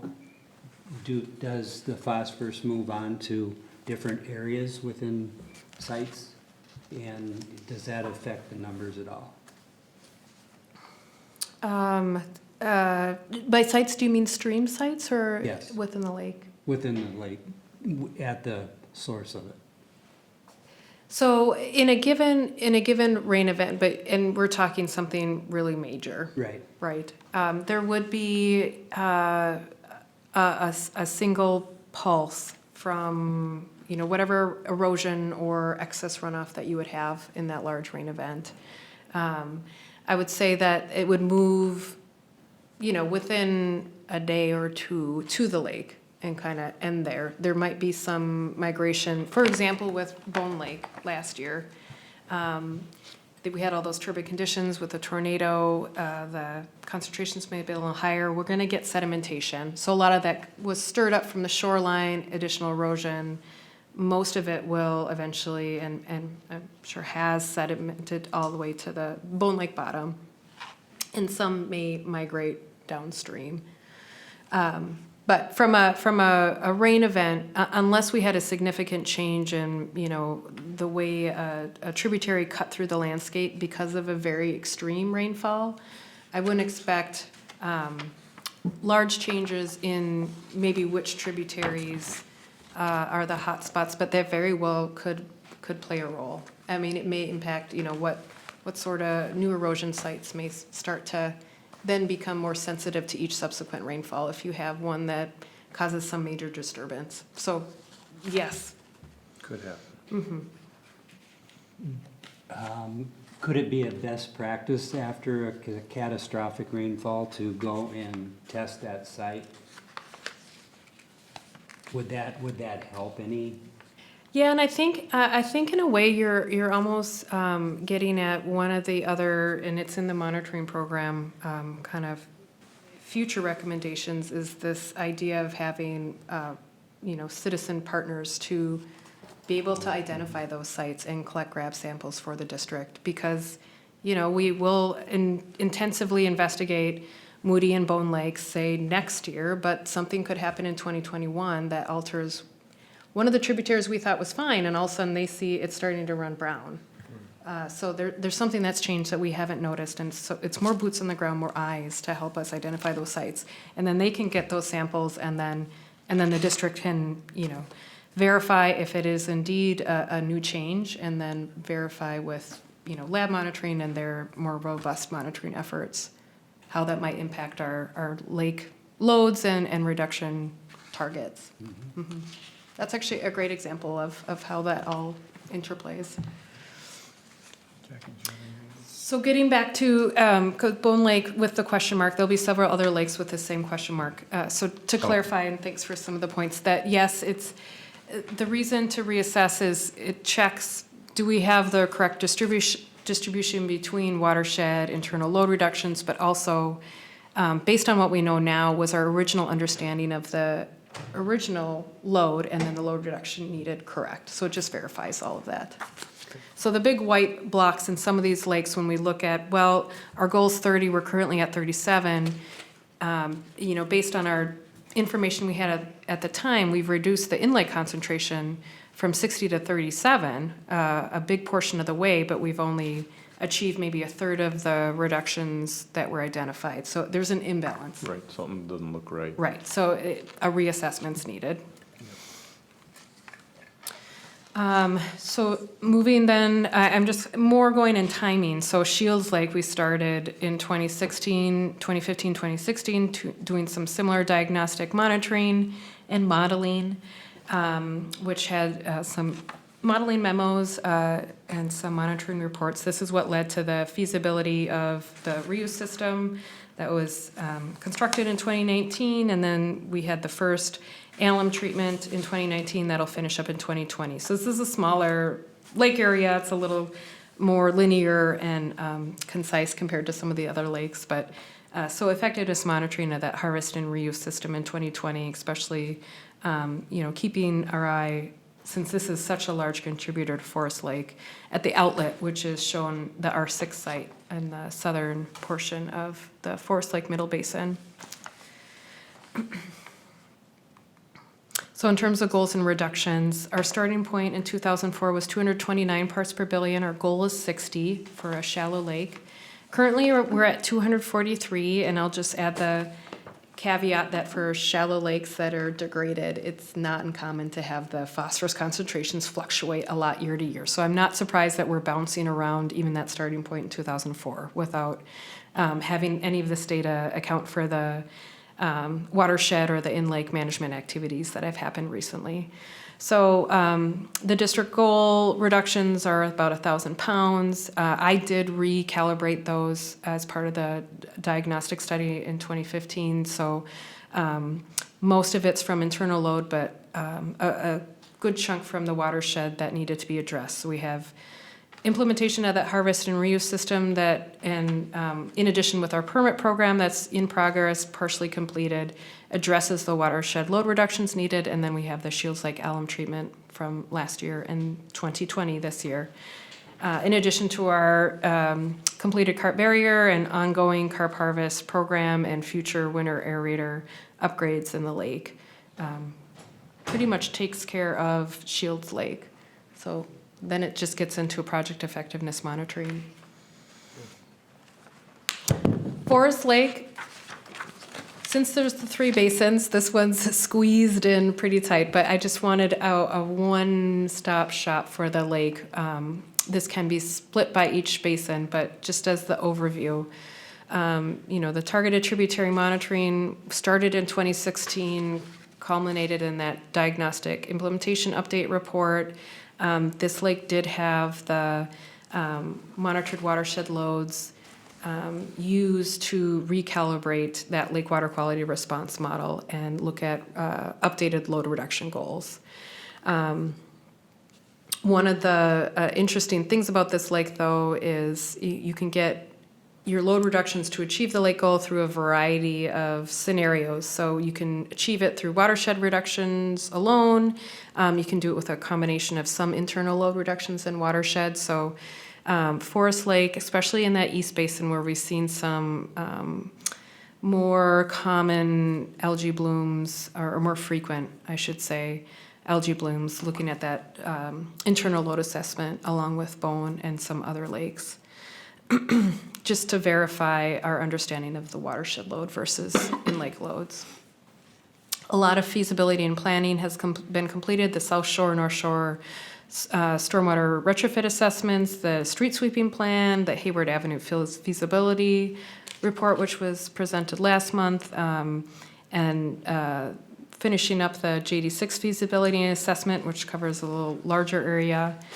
In terms of design and implementation, we've already had the Third Lake Pond Wetland Treatment System implemented, the Hilo Lane Iron and Hand Sand Filter on the south side of the Middle Basin, and then kind of what's in the hopper is the County Road 50 Iron and Hand Sand Filter that we identified, kind of partially through the JD6 feasibility assessment study. That's still wrapping up, but that was submitted for a grant application and recommended for award. And then the cattail harvesting pilot program we've been pursuing and discussing in the Hayward Avenue watershed.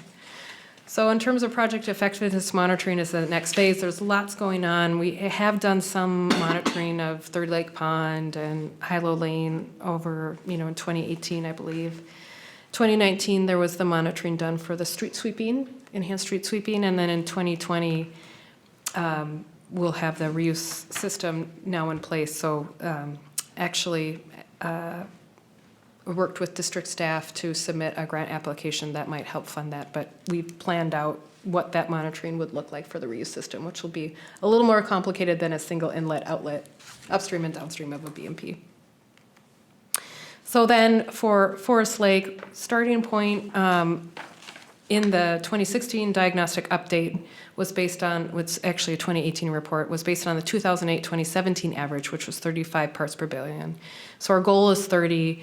We're currently hovering right around that 35 still. So the district goal, and that was through 2018, of course, just 1 year later. Then the goal, the starting point was set for the reduction scenarios. But 929 pounds per year, about 400 from the watershed, the rest from Shields Lake. And again, we have various completed projects. The Shields Lake improvements, since we still have one more phase of the alum treatment, is still in progress, which is the bulk of the scale in the figure on the left. And then, some future projects with that County Road 50 Iron and Hand Sand Filter, the cattail harvesting, and potentially if we continue to pursue that Claros P media as a reduction mechanism. But again, especially in that eastern basin, I do want to, while we're in the middle of implementing and doing effectiveness monitoring, reassess the internal load reduction, especially for that basin. That seems like a pretty low reduction from the watershed needed. I mean, this is, big lake, and I suppose the watershed is maybe small compared to the lake, but that seems like a low number for a lake that big. For the lake this size, it is a very small watershed to lake surface area, and there's a lot of groundwater, especially from the eastern and southeastern. Overall, the quality of the lake is very high. I mean, there are ways we can improve, and we, especially with the, and this is part of these grant applications we've been submitting, the regional significance of this large lake. There's a lot of support for projects to maintain water quality, and I think that's where the district goal being 30 is very beneficial. So it's been hovering around 35, and there's definite things we can do to ensure that we keep it. Is, in other lakes you talked about what the potential alum treatment of the internal load was. Why haven't we looked at that at Forest Lake? Is it because it's not too important, or other reasons? So when I updated the lake water quality response model, I think a past study found that you needed an alum, they assigned an alum treatment for the west and eastern basins, or at least the western basin. In the update, based on our monitoring data, we got a better assessment of what the watershed loads were. And when I put that and calibrate it to what we're observing in the lake, we could achieve all the reductions we needed to get to the district goal just from the watershed. So I think we had a better understanding of maybe more watershed loads than previous studies had estimated. So basically, it's just one, a lake sees loads as one big pot. So it needs, 1,500 pounds per year, and we're going to see 35 parts per billion in Forest Lake.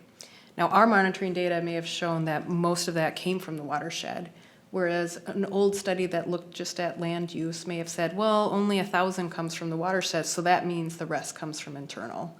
And that's really how those estimates were made in the past, is just process of elimination. So we found more watershed loads, but we're also finding that there's evidence that there still could be some remnant internal loads. But not significant amounts, because the phosphorus level would be much higher. Not significant. No. What I'm noticing, and one of the things, we've have several years now of some bottom water phosphorus sampling that I've directed be collected from that east basin. With some of these larger storm events we get, midsummer, I think I've mentioned this in the past, we can get a case where the lake, which is usually stratified, so any bottom water phosphorus just kind of stays in the bottom waters and it doesn't mix. When you get the big straight line winds, it'll mix. So some years we may get some of those and we'll see higher concentrations in that eastern basin. But, a long-term average, it might not affect the 35 parts per billion. In the fall too, because I do the surveying out there, in the fall, you see an uptake. When you think the water's getting cooler, it should go down, all of a sudden, boom, you get this big hit of phosphorus, which means it's coming probably from the bottom, right? When it turns over. Right. Yep. Are big boats and those deep wake boats, are those having an impact? Is there any way to tell?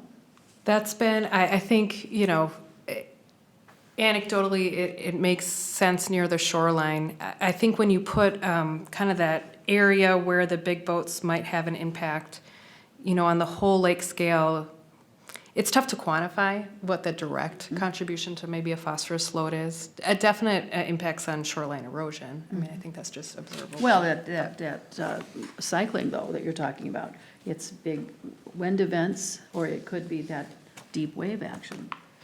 So when I mention when, for example, the eastern basin, when it the whole basin then, because of temperature, would start mixing, and as different than maybe just a small local area by a boat. So Okay. this is really the whole, all that bottom water starts to slowly mix Okay. with the surface Okay. water. So it's the size, it's the mass of what's happening. Yeah, Okay. yeah, at a larger scale. Yep. Okay. All right, then we move into Little Comfort Lake. Again, in the terms of the tributary monitoring, there was an old study that I did review from 2010 that had a lot of data summarized that has been collected by past efforts, including a lot of the Watershed Conservation District data. We did a little more, had a joint effort in 2016 where we monitored at additional sites along that tributary between Bone Lake and Little Comfort, and then from that spent several years expanding out in some of these tributaries to really start to target in some of those hot spots. And then in addition, even our most recent year, last year, 2019, continuing to monitor the outlet of the Heath Avenue subwatershed on the west side of Little Comfort Lake. So this is one where the diagnostic efforts was spread out over multiple years. Sometimes it's in 1 year, sometimes it's a stepwise approach. In the diagnostic modeling step, most of the work in this lake management district has still been from that 2007 capital improvement plan. Some of the more recent work has identified some additional agricultural BMPs or stormwater BMPs. This was the Heath Avenue portion of this drainage area was part of the H&H model update to help identify in these really flat wetland dominated systems where the loads may be coming from. Paleocores were collected from Birch and School Lake. All of that will help with that diagnostic understanding in this watershed. But really, and Manager Anderson, you have noted this very accurately. There has not been a culmination of all these efforts as they've still been ongoing through 2019, including at the end, internal load assessment in Little Comfort Lake, one of our deepest lakes. That may be one of the more, with such high phosphorus concentrations, a likely source of excessive internal loads. But just kind of a reassessment of that. We have additional then monitoring data with loads going into Little Comfort Lakes, particularly now that we have the data from the Heath Avenue outlet and several years of it. So we can update that lake water quality response model and figure out which loads are from the watershed, which are from the in-lake, and what reductions are needed. But you can't make that adjustment or that assessment, I mean, until you've really looked at the entire lake district, this sub-watershed. I have and to that point is, you can see the blue lines, of course, where those are obvious water trails. But these gray lines, these lighter gray lines, I would assume are agricultural ditches. I believe What are those are those? roadways, actually. These are roadways? Yeah, Okay. that So- didn't show up very well Okay. in this map.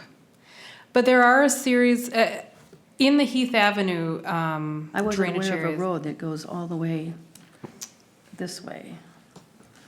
This is coming out of an unnamed wetland area. Are you sure those are roads? I think that does Those are connect. definitely roads. Yeah. Okay. There's a couple kind of smaller residential developments Okay. off of those kind Oh, of loop okay. roads there. Yeah, that's, yeah, I can see, here's North Shore Trail, yeah, I can see that now.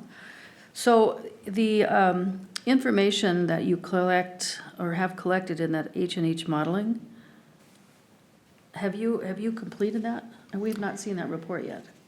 For the H&H model, we'll present on it, I think, in February or March. There's no, it's not a report per se, but we are in the final stages of finishing the calibration. So as in another effort, calibrating in the wetland systems, working through actually in that Banta parcel that we'll present later. So that's one of the last steps, just to finish up in the H&H model update for the Heath Avenue and Comfort Lake Management District. But no, we have not brought that back to the board. Okay, and then one thing I wanted to point out in this district that we do know is that Heath Avenue culvert. And we got that reported December of 2018. And it's a very high phosphorus loading point. So, and I asked you after the meeting if you would consider that a point source and not a non-point source. The Heath, and that's in reference to the Heath Avenue outlet pipe. Right, so I hope that's high on your priority list, because we should be attacking point sources. And we have been, Greg and I actually spent some time looking in that watershed. Interestingly, we also were focused on the Bone Lake outlet wetland. So the highest concentrations are actually further upstream in this lake management district and improve at least along the tributary between Bone and Little Comfort. So, what was the source of that high phosphorus concentration? And just a preview for some observations I'll make that I've seen district-wide that we'll present in the first February meeting for the Bone Lake Outlet Wetland Feasibility. In some cases, wetlands can be a legacy load. And then another case, and I've seen this in my work in northern Minnesota on various TMDLs in northern Minnesota, there are some wetlands too that also just have a little higher phosphorus concentration discharging from them. So I'm starting to notice some wetlands that may not have the signature legacy loads or hydrologic modifications, but slightly elevated concentration. So I think there is some evidence of that in that Heath Avenue drainage area, which drains a neighborhood, but also a large portion of just wetlands throughout that system. So that's just a sneak peek on some of my preliminary conclusions. So in this district at least, so really in terms of the identified projects, there is a area in need of some agricultural BMPs that the district is aware of, and, you know, working with the conservation districts as landowner willingness becomes opportunistic in the future. So that's where we're at right now. So in 2020, the goal is really with some of these other lakes, just finalizing that internal load assessment in Little Comfort Lake and bringing that back in terms of what to do next for Little Comfort as the next step.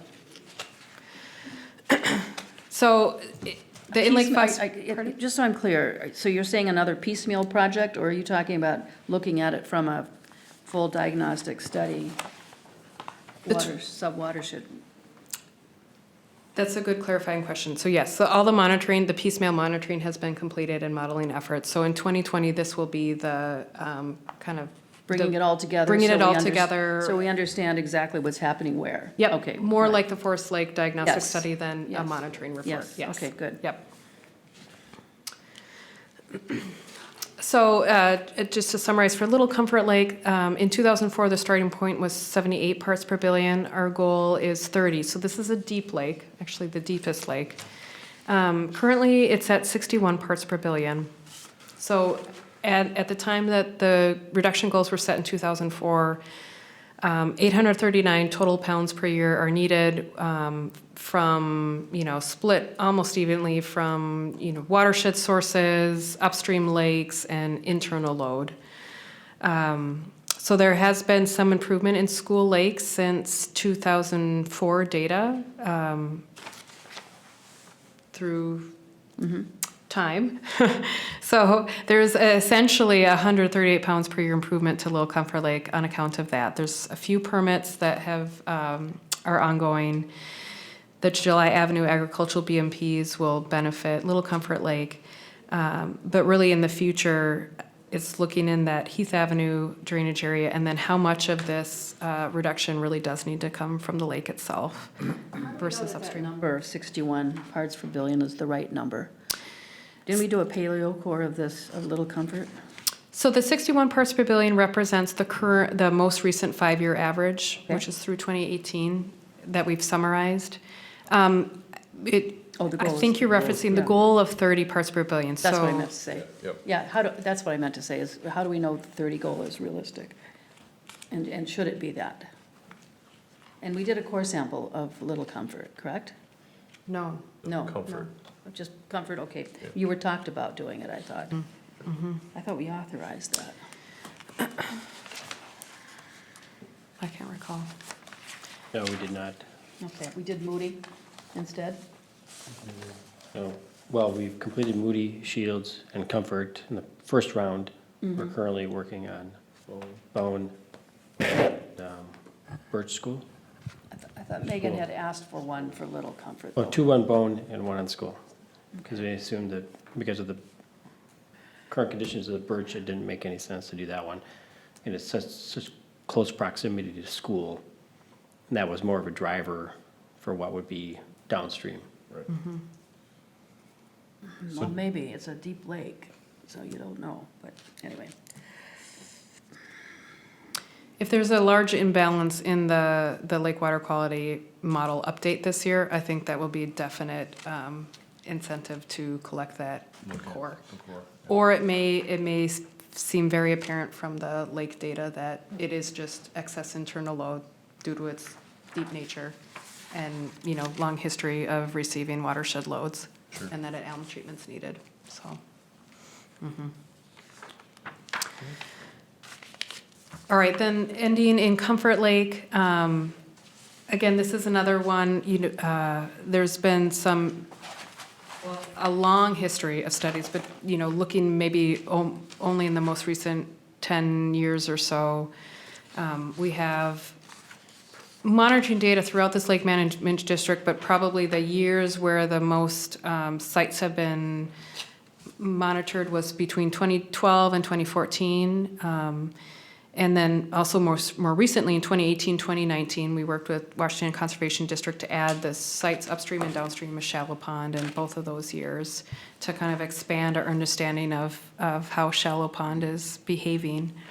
But in terms of diagnostic modeling reports, the Comfort Lake Diagnostic Study from 2002, which is what was mentioned earlier in this meeting during Steve McComas's presentation, again, is getting very dated.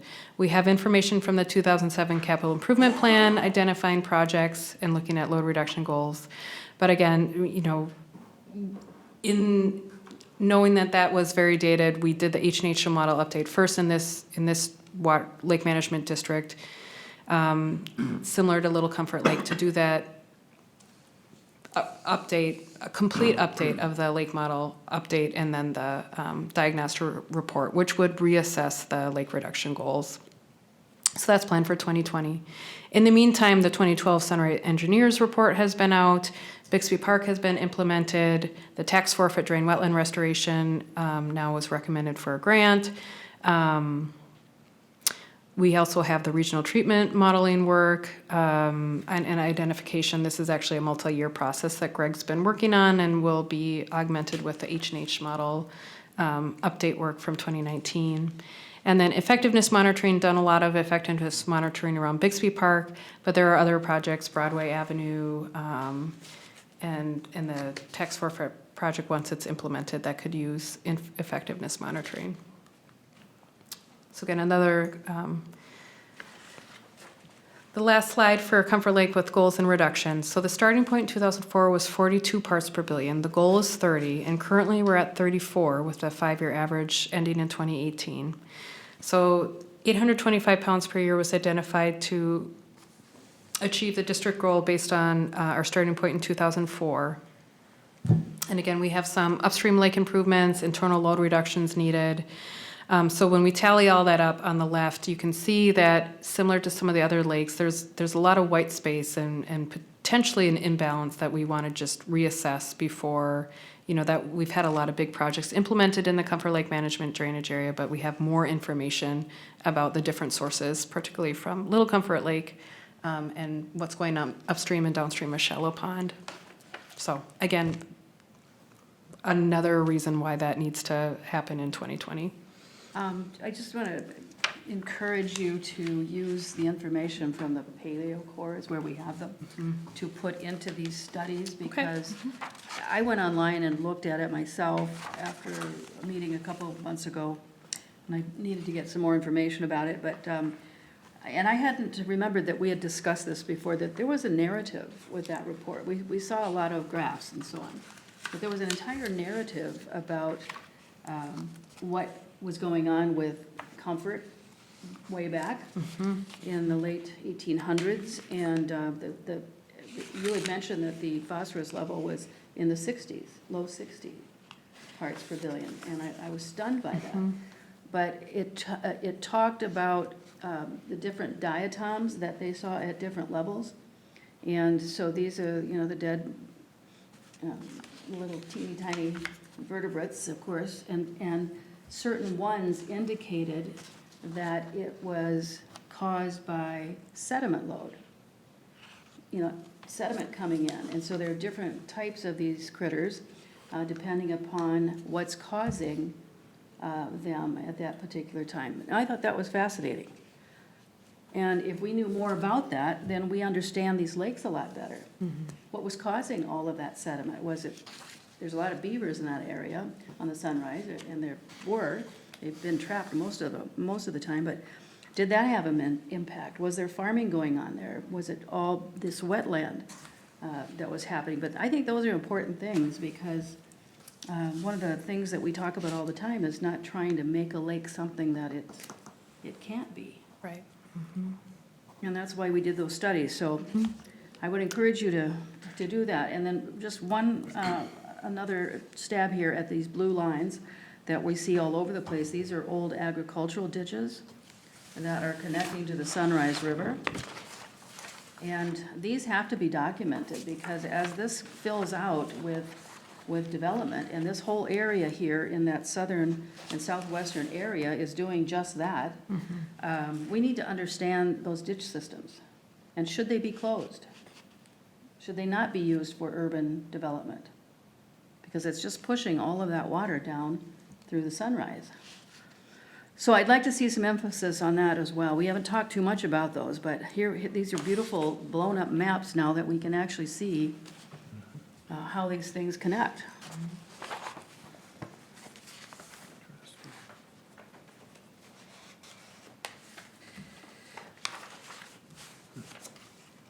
Thank you for the comments. Are there other questions or comments? It took a lot of time, but I insisted on getting through all these updates. Just I hope that it would set the stage for, what the monitoring program looks like, and then also many other things that we'll be talking over the next several months. Important foundational information like this, you should never apologize for, because it helps, honestly, it just helps us pull all of this together, and maps that we can actually see, all the details, is really important as well. We know these things, I mean, you know these because you see them out there, you see these ditches. And, are they meant to be used forever? Thank you. I like that. Anything else on the adaptive management progress update? All right, let's move on to the monitoring program transition plan. Mr. President, managers, just handing out a memo from Eric Anderson from the WCD that he sent over to the board and myself this afternoon. So as my memo stated, the board directed me to come back at a January board meeting, and here it is with a proposal, or with a proposed transition plan. So after some consideration of past discussions, I guess, or input, and talking with both our engineer and staff, and we did meet with the WCD as well. I've laid out several different recommendations that I think are doable and lead the district in a direction where we would have more day-to-day or hands-on involvement with the monitoring program, the report writing, et cetera. And this was done in light of the fact that there's actually two memos from me. One is this one just on our, what I would refer to as our legacy kind of long-term monitoring of lakes and a few select inlet or outlet sites, and those are identified in the maps that Dr. Funke presented just in the last few minutes here. So, but the other one, the other memo talks about the transition where we are, and we've known this now over the last number of years, that the diagnostic monitoring through adaptive management is really what brings to us good, solid, cost-effective projects for the benefit of our lakes. And, whether, and some of them is through some other modeling or other work too. I'll acknowledge the SWA was one with, for the North Shore, recommended the street sweeping. It conformed to what we knew about the street sweeping elsewhere, the work done down in Prior Lake that I was familiar with. But a lot of the diagnostic work is the one that keeps the hopper full, which the board likes to use that analogy in terms of projects. Looking again now just at this presentation that Dr. Funke provided us, we still see a number of lakes that have areas where we need to still find projects to complete. So the way to do that then would be to really expand our diagnostic monitoring, either through some dedicated sampling, grab samples, or stream or tributary sampling through another mechanism. And the one that I've outlined is the one using the IO rodeo and volunteers from the community or citizen volunteers, so we could help or work with them. So we did some of that last year in 2019 just to try to test drive it, so to speak. We had a contract with Limnotech to assist us with understanding that technology, that Arduino technology. And so we have several of those units, and they still continue to show great promise in being able to provide a large amount of data for a relatively low cost. And I think the value of those would be just on a comparative basis. So if we took some samples, if there are some that are, would show some sort of spike elevations of concentrations, then that would then move us in a real-time fashion to go out, take a look at what's going on, and then also to start getting some grab samples. So, and given the, all the road crossings and all these channels that Manager Anderson just described around the district, it's not a kind of monitoring that we would want to set up in a very formal and in our traditional sense, so to speak. So from that standpoint, it really seemed to be then that at a time where if we were going to push this in 2020, then that we look at having some staff perform and pull all this information and entities and partners and activities together and have a coordinated program internally. So that's driving the two memos.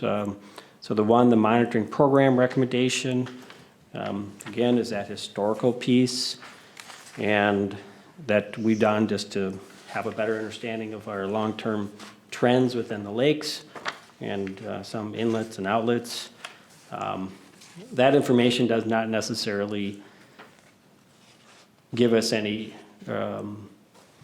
direct information about projects, but it's good trend analysis base work or base information to have, and continues to inform us in different ways. One of the more interesting ones on the stream ones, I think that I've talked to Dr. Funke about, is the fact that she has used that to calculate what potential loads are coming out of certain water bodies, and then are we seeing reductions based on what we're seeing in the lake, on a downstream benefit effect. So we want to continue to do those, or to do that work. But again, given the board's direction on that particular one, or that core area, we've proposed, or I've proposed some options here, or recommendations. Of course, the other option is just to keep things as they currently are. And I know Eric's available for any questions that the board might have in that regard. But I think also at this point, I think everybody just, in order to be prepared for our spring work activity, it is important that the board give some solid direction as to what we want to do. And I would be hesitant to wait another month to make a decision on this. So I think really it's a matter of we maintain the current contract and details that we have with the WCD, or else this would be an alternative option. So I would also note then too, Dr. Funke has put together separate memos, both in terms of cost as well as their monitoring details. And I don't know if Dr. Funke, you want to touch on any of those, or if the board has any Any questions initially? No, I think it's pretty straightforward. No, I can't find it. Got so much paper here. Right, there should I be remember reading it, four but different items. I think it's maybe not in the right order here. Well, we have to go ahead with the legacy and the two programs we had before. It's a question of how we do it, right? So the question is, how fast do we want to move into the expansion of the program? And I think we probably want to do some, because we're limited today of how fast we can monitor other streams, we should begin to look at the IO rodeo to begin to investigate how effective that's going to be. I don't know, as far as a new technique. If we don't do something this year, we're just going to lose another whole year, so. Well, But as far as, I don't know, if we do that, does that mean we have to jump in with both feet and buying equipment and testing equipment and all that too, or not? Probably Well, not. that equipment was very nominal. Those were only $150 per Right. unit. So- So we already possess several of those units. I think a half a dozen, in fact, with the intent of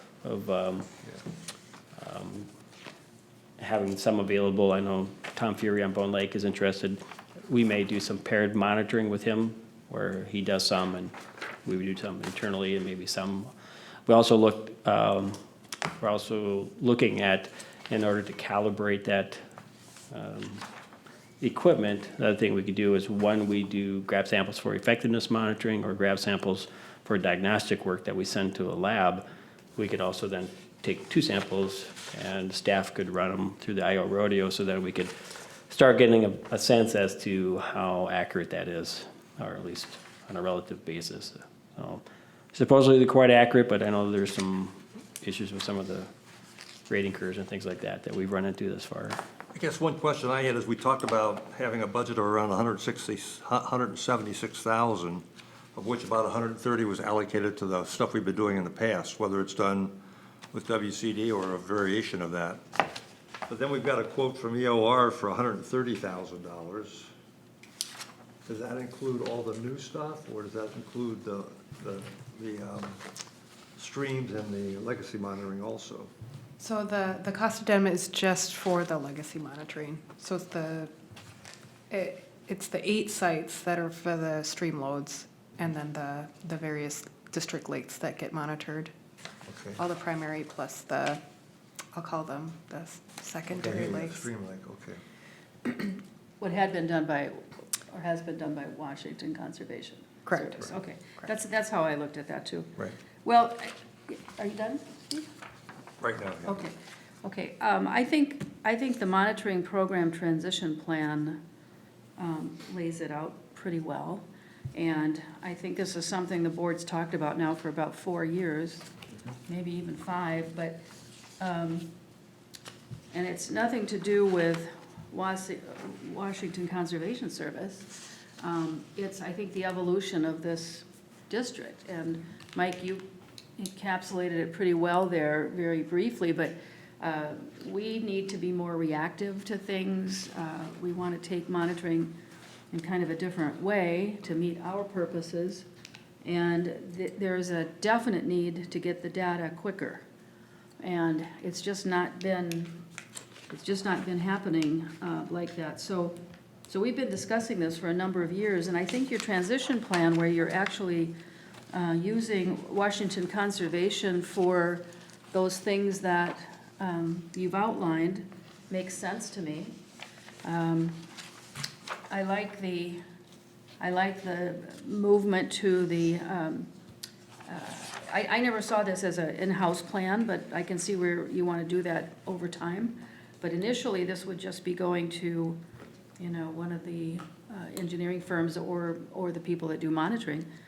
And if EOR can do it, then it keeps it, it keeps it tight with what we're doing for projects and so on.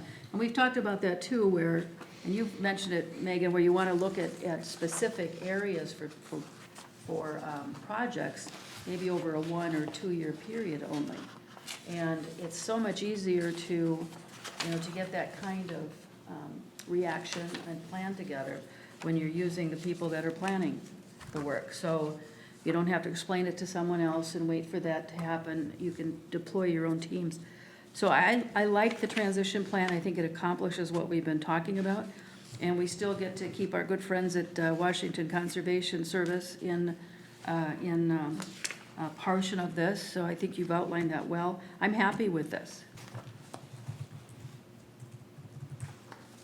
And I think the quote from EOR is actually less money than what we've been spending. Is that right? It looks, A little bit more, a little bit more. Yep. well, I think, is it a little more? Yeah, because we A had little less, okay. allocated 129,783 for the ongoing monitoring. So this is 138.95, just Oh, just slightly, $1,000. yeah, I mean, it's, yeah. the difference is, I think, the access to the data and the rate at which we can do something about the data. Right. And process it ourselves. Yep. That's, I think, the big thing we're looking to get out of this. It's not a quality issue or a service issue. The service would be the real-time, as much as we can get to real-time data. And I know we haven't necessarily asked you for that, but we also, I don't believe, felt like you were situated to provide that to us. We're not as integrated, we're not as tightly integrated as I think we would need to be. And I think long-term, we're planning to bring all of this in-house so that it would be our in-house expertise who would know the equipment, would take care of it, and could change it on a more proactive basis or a more reactive basis in some cases. So that's what I'm getting out of all this. Just one clarification. We've got this whole other document which talks about citizen tributary monitoring, diagnostic monitoring, centennial monitoring, routine monitoring, rotational monitoring, limited mark monitoring. Is that all included in the program that you'll be handling? I guess that's. So Manager Smolch, maybe to help kind of describe what is being proposed for 2020, and then what I am presenting in this Lake and Stream Monitoring Program recommendations is really, this is the, so we've been operating under this 2012-2021 comprehensive plan that actually EOR put together at that time for the district. And that was based more on building this baseline of data from all the lakes and from, these long-term stream sites. To me, it has evolved into what I'm presenting in this monitoring program recommendations moving forward in the next 10 years of the plan. I mean, this is also, this is the vision then for what monitoring will be presented as in the Watershed Management Plan update. So the augmentation of the stream monitoring and actually, Jessica, do you want to go to my presentation again? I did throw a few slides to just highlight it so we're all, I'm not just. So we're running just off talking pages. about the transition plan, basically. This is the transition plan, but I think what we wanted to do was lay out what the larger monitoring plan would look like, that the district would be Yeah. managing in-house. Yeah. So there's still We're those, not deciding that today, though. no, I'm just Just describing. a suggestion, right? This is just, Okay, so that's fine. With What the we're amount of trying to time we have decide tonight, is- let's just take care of what we have to take care of. If I Come could back just, to the larger if I program. could just add one thing to maybe help clarify. So those other components, the effectiveness monitoring and the other components, we'll bring a scope of work for that in, I assume, next month, Megan? Yeah, so you'll see those coming next month. That's fine. And that's kind of Right. the remainder of that budget. We'll figure out what we can fit into that and coordinate with district staff and Iowa Rodeo and all that will be presented in February. This is making the plan based on our conversations over the last several years. Right, And so- speed of turnaround and so forth. and so Well, forth, not just right. that, but the type of monitoring that we want Right, to do, right, right. focusing it, Another thing about the monitoring, Mike talks about hiring a monitoring coordinator. Would that be someone within your staff and then hire backfill or?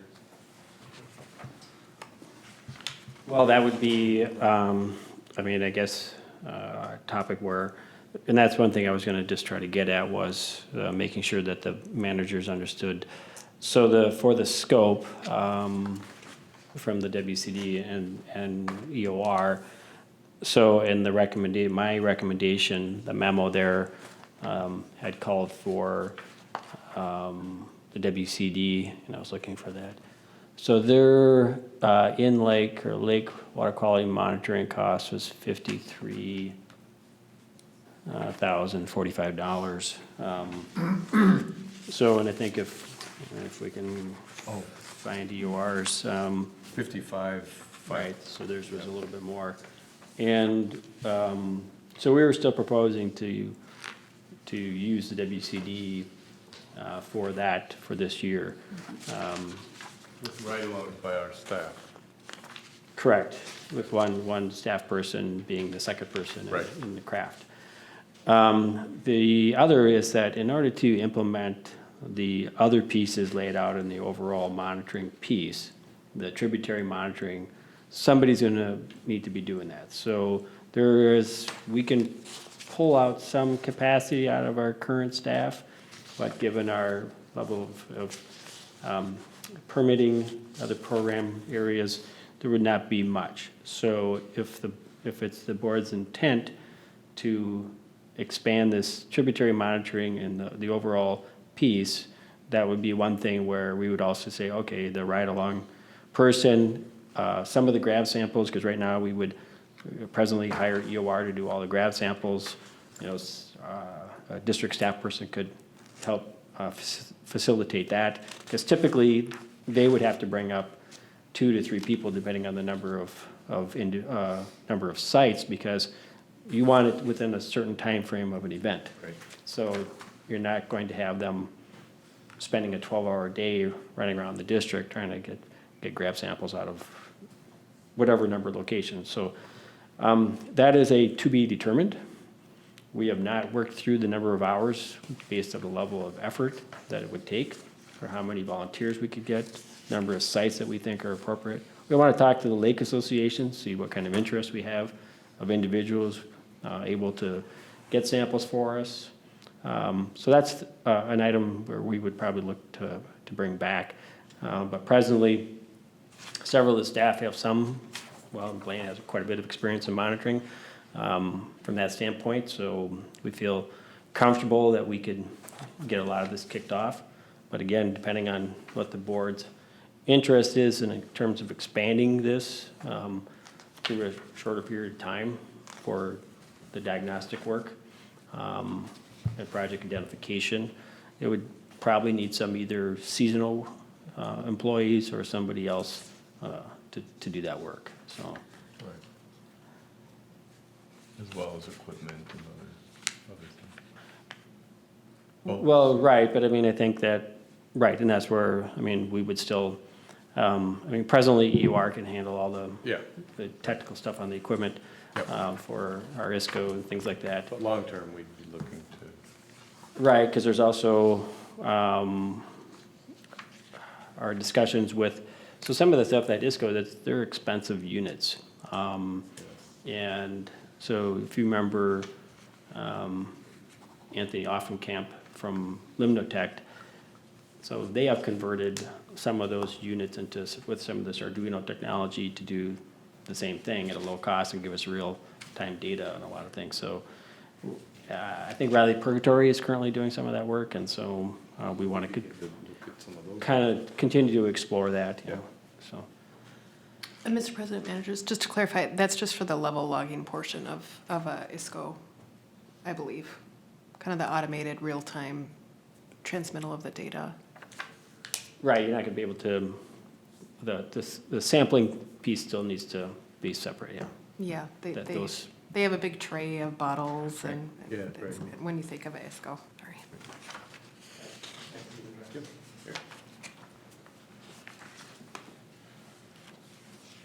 All right, thank you, Mr. President, managers. I just wanted to express some concerns that I do have, and it's kind of in my memo here. In particular, into how this joint effort might work for the lake monitoring. I can foresee some logistical challenges and difficulties throughout the year, especially since we're talking about every round of lake sampling. If we were talking about just trying to coordinate once or twice to, for one of your staff members to come out with us to get on the lakes, I think that would be easy enough. But we're talking about April through October, every 2 weeks, multiple days. Some days, we have 2 watercraft go out. We have a canoe and a lake, so we have, or a boat, so we have 4 personnel go out in one day. Does that mean that you would have 2 of your staff come out in each boat? Or would we have to try to not have 2 watercraft in one day? You know, again, this is 14 weeks throughout the year, and so on paper, I think it looks good and sounds good, but logistically, there's some issues that can come up, especially then if we look at what happens if one week, you know, we can't meet on the day we wanted to plan, and so we have to try to put it off. Will it work the next day? If it doesn't, will we have to put it off to the next week? Or do we just, can the WC just go out on that day and do it ourselves? The other point is that we, in our coordinated efforts, because we provide water monitoring for, to some capacity for every watershed district in Washington County, and so we try to coordinate our efforts as much as possible. And so when we're up here doing Comfort Lake, Forest Lake, lake monitoring, and stream monitoring, we're also doing Carnegie Marine St. Croix lakes. And so there are, nearly every day, we are monitoring not just your watershed district, but the other watershed districts as well.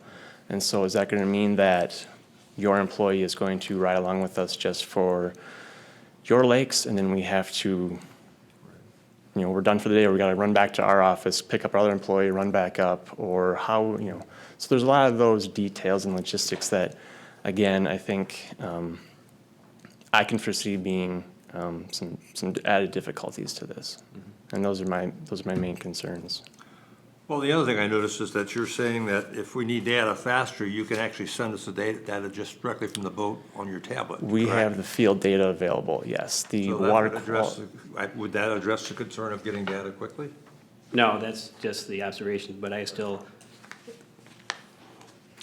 we talked about this, but I'll just say, I don't share the same concerns. I think logistics are, this is something that's fairly easily can be overcome, just through better communication, or just through communication, I guess not, because we haven't done it, but I think there'll be some learning initially, but, I mean, I guess if Carmar or somebody else wants to pay for some of our staff to go over there and to assist with those lakes, things like that, that could be done. I would envision that we would have 2 people that would be participating in this effort. So it happen to be both the craft, the watercraft, or the John boat and the canoe. Those individuals would be able to assist with that in both cases. So, and the other thing that I know that Manager Anderson is discussed and had a concern about is also then, I think that we would want to probably take possession of the samples and actually take them to Met Council as well. So then in their reports, then we get identified as. And I think that's something that we can easily just tell Met Council to acknowledge you. I mean, I don't. Well, we've asked.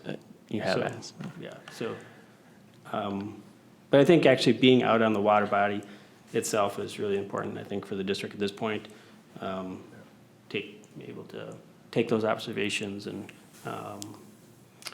be out and be able to report back to the other staff and to the board in a real-time fashion. So, again, I think that the logistics are fairly minor component of it. So I guess then my question then to you would be, then at this point, you're okay that we just try to figure out as we go along, if, for example, a Wednesday is the day that we plan on going out. Yep. And it's tornado, so we can't go out, and we can't go on Thursday. So do we just, because we schedule this on purpose, so it's easy to do a trend analysis. That's how you try to take that Right. variability out of it, and we schedule it every 2 weeks for that reason. Mm-hmm. In that example, does that mean that we just simply don't monitor that lake, that week for those lakes? Or is that something that we're just going to have to figure out as we go along? I think that we could just figure out. I guess that's why I think that, whether it's a matter that, yes, if for some reason you know, there's an illness or somebody gets hit by a bus or on vacation and we need to backfill, you know. And even at that point, I think there's probably enough other capacity between the WCD staff and ours. So, so I think we'll be able to figure it out. Well, I was just gonna say that it's not like we're jumping, you know, into the unknown. I mean, EOR's certainly got a background and history of monitoring, but the thing that I don't think has been mentioned is the reports. You know, that's been a real sore spot, is that we don't get our reports until almost March or April of the following year of monitoring. And we're already into the work plan year, so that we can't underscore enough how important it is to have that data in more, maybe not real time, but in a much shorter period of time. And so we want to control that more. And whether we use the Met Council or not, I thought that was part of what we wanted to get away from, is using a lab that can give us data more quickly. But I think this monitoring plan that Mike has put together outlines how he thinks it can work, and we're going to have to leave it in his hands to work with you and EOR to make this happen, because we need to get moving on it this spring. So I know it's not the news that you wanted to hear, but it's, you know, if you've been paying attention over the last 4 years or so, I mean, we've talked about it a number of times. And I know that Mike's made requests for data more quickly, and maybe you had no control over that. I don't know, but that's, you know, those were the drivers, and it's not new. It's something that like I said, we've been talking about for a long time. Can I? It's been coming. I'm sorry, Yeah. we did address that, the lake water quality timing this past season. We were able to have, within a few weeks, the results. We didn't have to wait until, like most years, we had to wait until January to get the Sure. results. So that is something that we were able to address, and we felt that we were able to alleviate that issue.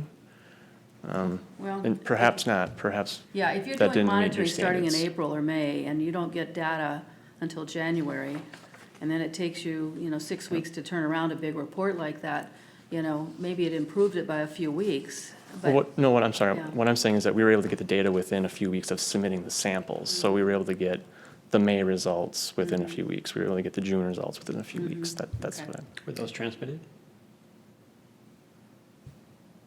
Dr. Funky? Do what? Dr. Funky, Mike's asking. I was just wondering, because I know that we got some in August, so there were like two, I thought there were gonna be two batches, I'm one. actually ready to check my email because I'm trying to recall. I do recall getting batches of data, but I believe, my recollection, it was just the profile data and the bottom water phosphorus. Doesn't the data But come yes, from the lab? it was working on getting, it was more frequent this year than in previous years. Yes, Rebecca Oldenburg Gable in my office did send the water quality results that we had available at least, I don't know, 2 or 3 times, I think, throughout the year. The last one might have been in August or September. Yeah. And you send those samples out, though, to have them tested, correct, Eric? We drive them to the Met Council lab in St. So Paul. they control the timing of when the lab responds. How quickly does the lab respond? So we worked with the lab this past year for the samples that we are bringing in, that we are a priority for them to get those analyzed. And so it depends on the analyte, if it's phosphorus or chlorophyll A. Sometimes those, and I'm by no means a chemist, so I don't know the background that goes into it. But it's not every result comes in at the same time. If it's phosphorus, that might be quicker than chlorophyll A. But we're talking about just 2 to 3 weeks within the data submittal of when that data then is, or excuse me, the sample submittal of when the data is available. But we did work with the laboratory this past year to make sure that the samples that we brought in were a priority for them and that they analyzed those ASAP. Did you do that for all the samples you took, or just for Comfort Lake? All of the samples that we collected. And did you get any pushback from the lab that they had a problem with that? No, we had to work with them and try to make sure that, because they still want to make sure, Brian Johnson, who's in charge of the assistant monitoring program, this is still kind of his overarching program, and that's who you work with for your other volunteers. He still wants to make sure that he had the opportunity to look at the data too, but in the end, we worked directly with the laboratory personnel, not per se Brian, but the laboratory personnel to get those results. So there was discussions. Well, my point is that we'll have a smaller set of samples than they will. We'll have less control over the lab than they do, and it's my assessment of the I situation. think the long-term issue is just raw access to as much data as we can get our hands on as quickly as we can get it, and for the purposes that the Comfort Lake, Forest Lake Watershed District decides to use them for. You have your rules that you operate under. They don't necessarily match our needs. And we've seen that coming. And so our goal, I think, is to establish our monitoring plan with our rules to meet our needs. And, you can't tailor everything you do to fit every weird, idiosyncratic thing that we want to do. So we don't expect, that's not what we're asking. That's why we're embarking on this transition. We want to go out and do IO rodeo stuff and spend more time on it and learn more things from it. And maybe that's not something that interests, your guys. So we don't know what we're going to do next and what we're going to try next. So I think it's all about getting control back locally where we are, and not just control, but the action of doing the work that's what we're going to do. In the long run, our monitoring program is what makes us effective at what we do, because that's where we find our projects. And sometimes that means we got to jump off. We see a hot spot, we see a hot flow, we got to go find out where that's coming from. So we don't know where it's going to send us. That's not necessarily what we contract with you guys to do, and we don't expect that, right? We do that anyway, but. Yeah. And I want to make sure that, I state that, we've always looked at us as, we're another LGU to partner with you to provide a service. We've followed your guidance, your planning. And so we always tried to look at that we're a partner with, and it's, at your directive. So that's how I've always tried to go about this. And I certainly am not saying that you haven't done that. I'm just saying that I think we need to be a little more agile, a little more adaptable on our terms, and not through a contract with, that kind of limits what we can do. I mean, we can tell you once a year what we want to do differently, but we can't tell you today that we want to do it completely different next week. Not without some significant machinations, you know what I mean? I mean, we just don't have the control over the outcome that I think that we're hoping to see through implementing our own program. And we understand it's no minor undertaking here. You've got a huge expertise and the staff and all the things that you do. We know what we're taking on. We don't know how hard it's going to be, probably, but we'll figure it out. So any other? No, I'll just note that Rebecca did send something over on August 15th, and that was after Dr. Funke requested it. That was based on Bone Lakes, the tornado activity. We were just wondering, we were observing a lot of impacts there, communications from residents and stuff, and we were just kind of wondering what we're seeing in the data. So that was the initial correspondence, and there were some later in the fall as well. Another additional email with some updated data after that to clarify. So yes. Can I make a motion? Yes. Okay. I'm not going to use these advisory motions, if that's okay. I would like to make a motion to direct the administrator to proceed with the general recommendations that he's put forward in his monitoring program dated January 17th, 2020, not to exceed the budget amount of $176,283, and to work with EOR to format the program as we understand it, and then to work with the Water Conservation District for the parts that they can do. We don't know what that is, but to do that and to proceed with haste because spring's coming. Okay, so I just want to have one, I'll second that motion. You'll second it, and then we'll have the Right, discussion. I'll Okay. second the motion. Okay. So we had two motions before. One was for the bulk of it, which was like around 130, and the other was for $55,000 with EOR. What does $55,000 cover? No, the first one was not 130. The first one was just for the lake. Oh, just for getting a quote? No, the lake component was about $50,000. And so it was just to work with the Washington Conservation District to see if we had a staff person participate in assisting, because they always have a two-person rule on watercraft, which I Right. support strongly. Okay. So then it would be a matter of substituting one of those individuals. Well, it's confusing because you talk about 129,000 right above that motion, and you talk about the balance of 55 right below it.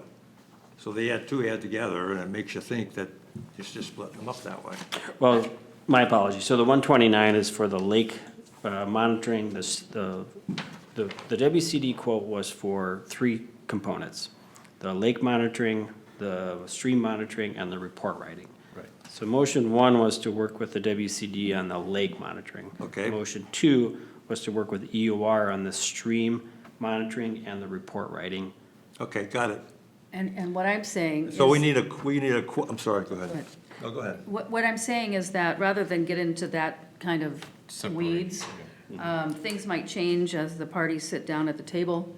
We have $176,283 budgeted, and I would like to see our administrator, our chief engineer, sit down and design our program and then work with Watershed Conservation District in the way that they best see fit. I don't want to proscribe something here. I agree with you. I want you to decide, you know what the outcome is that we want as a board. And, yep, so there you go, that's the intent of the motion. Bring us back a perfect program. Exactly.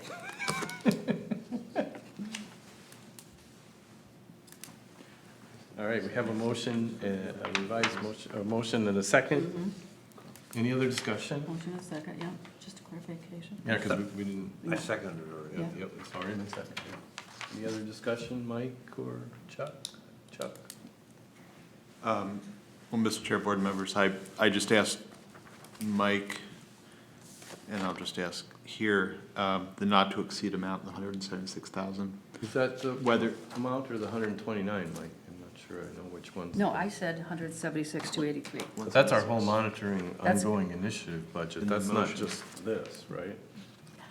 The point is for him to design our monitoring program. Within the 100. Within the monies that we have budgeted. Gotcha. And if the quotes that first come in are too high, well, then maybe he has to go back to those quoters and say, you have to sharpen your pencil a little bit, because this is the money that's budgeted. So within the budgeted amount of Right. 176,283, not to exceed. Because it does include other things, yes. The effectiveness monitoring. And my question is whether the 176,000 is a contracting authority for EOR and WCD contracts, or whether it's a budget limit that includes those contracting authorities plus work that's done Only for the in-house. lawyer. It is not the first, it is the second. It is to design the program. And then whatever comes out of that would have to come back for Back to- Approval. approval, yeah. So it's Mike's Riverbanks. Okay, any other discussion? All right, hearing none, I'll call the question. All those in favor of the motion, say aye. Aye. Opposed? All right, motion carries. Thank you, Eric, thanks thank for you. coming. Thanks, Eric. Too much going on tonight. All right. So now we're gonna move down to the Clean Water Fund grant recommendations. I thought we were going to. Oh, sorry, we did, we're gonna do the Bantha parcel review. Timely.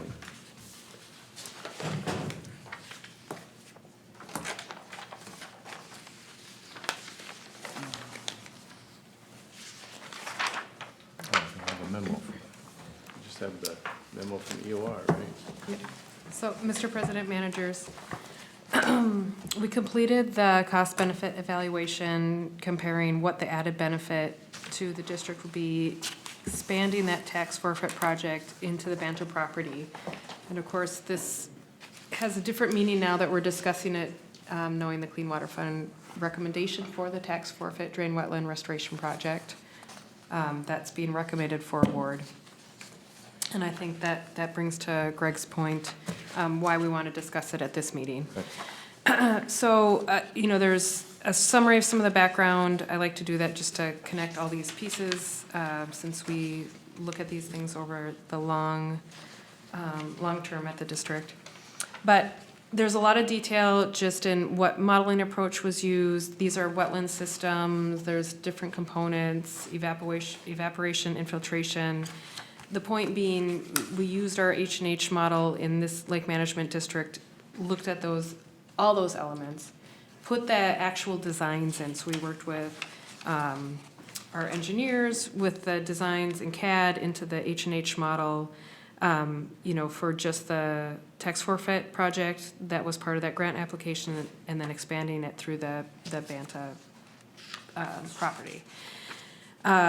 So really, the heart of the memo is on page 7 in table 3.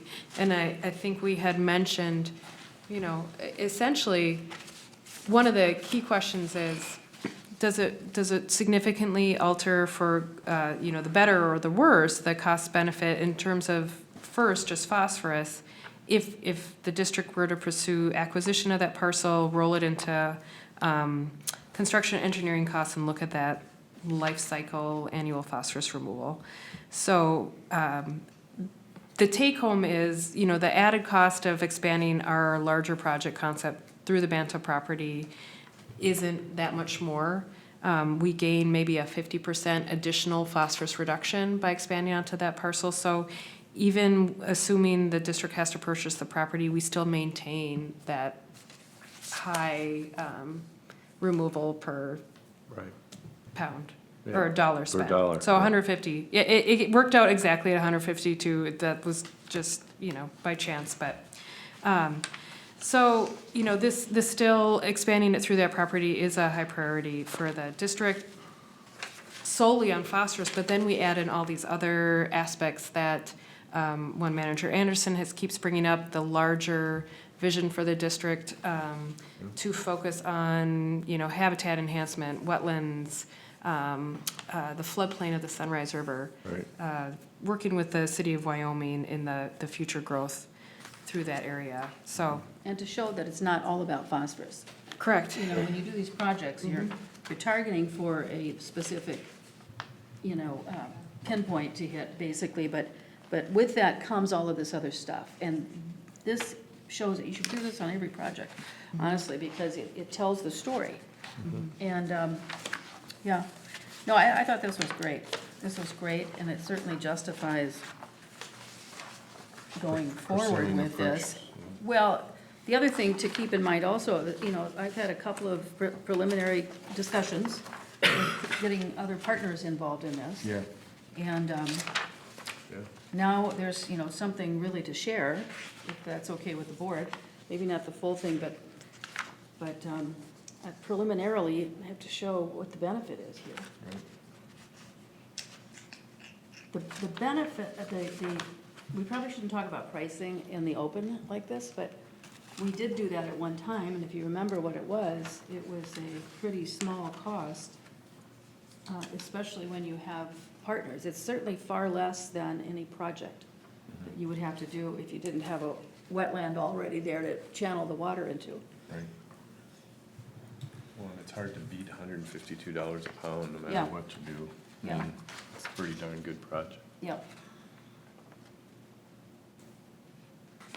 So what do we need to do now? Do we need to say yes to go forward, or what do you want us to do? I just have a couple questions first. And I read this alone last week, so, but if I recall,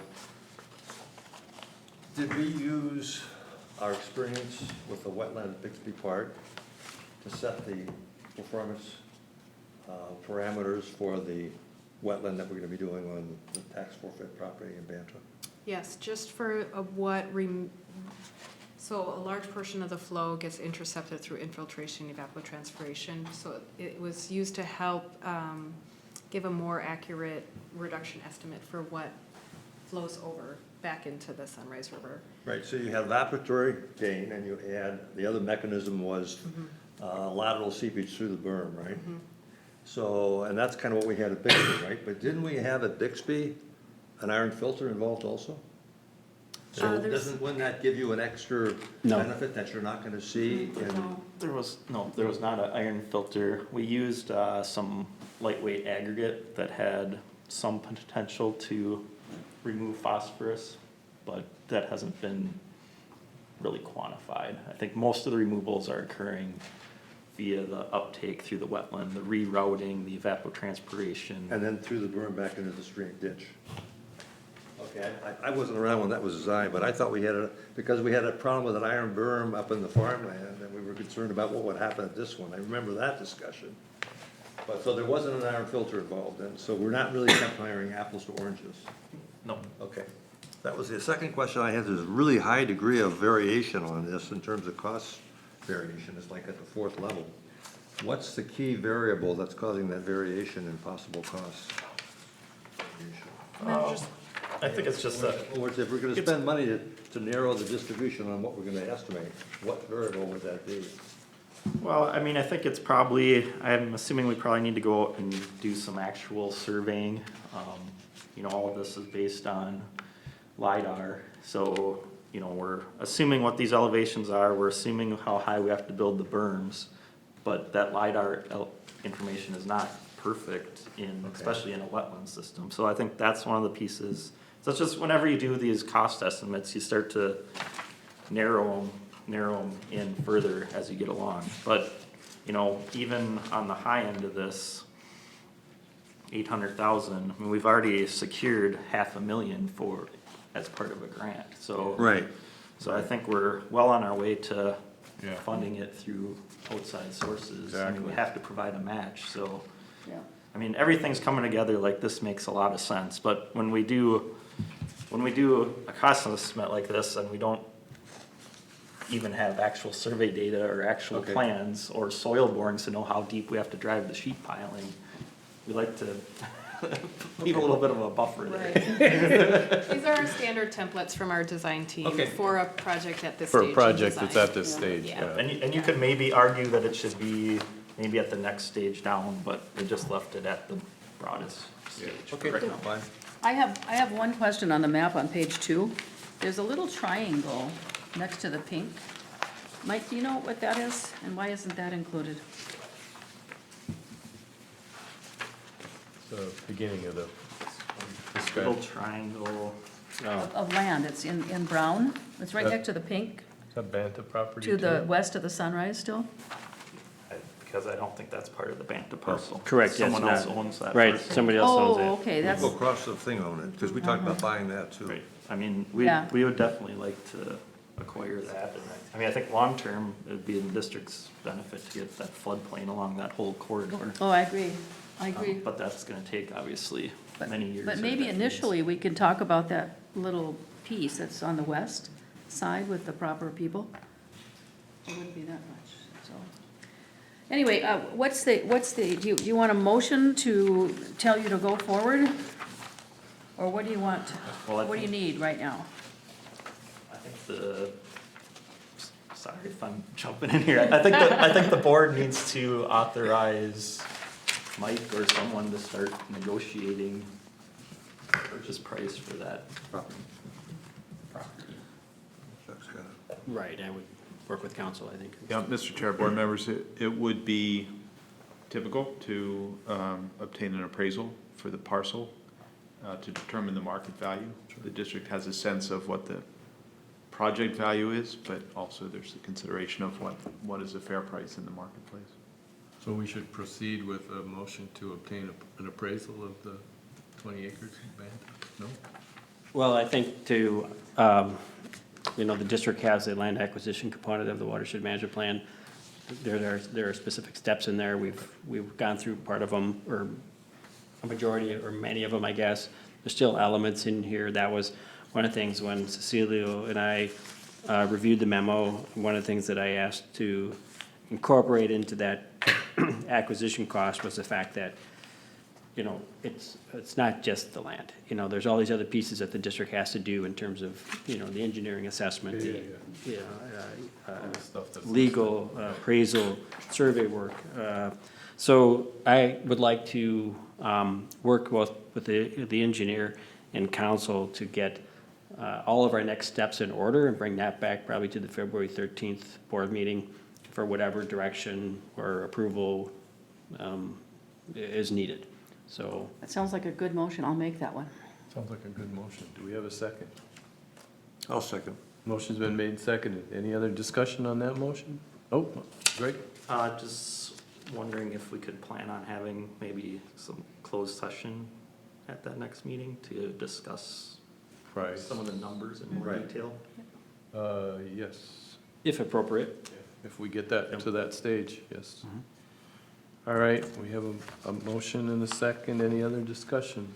I just wonder, do we need to put something in there not to exceed more than 101,000 for the Banta acquisition?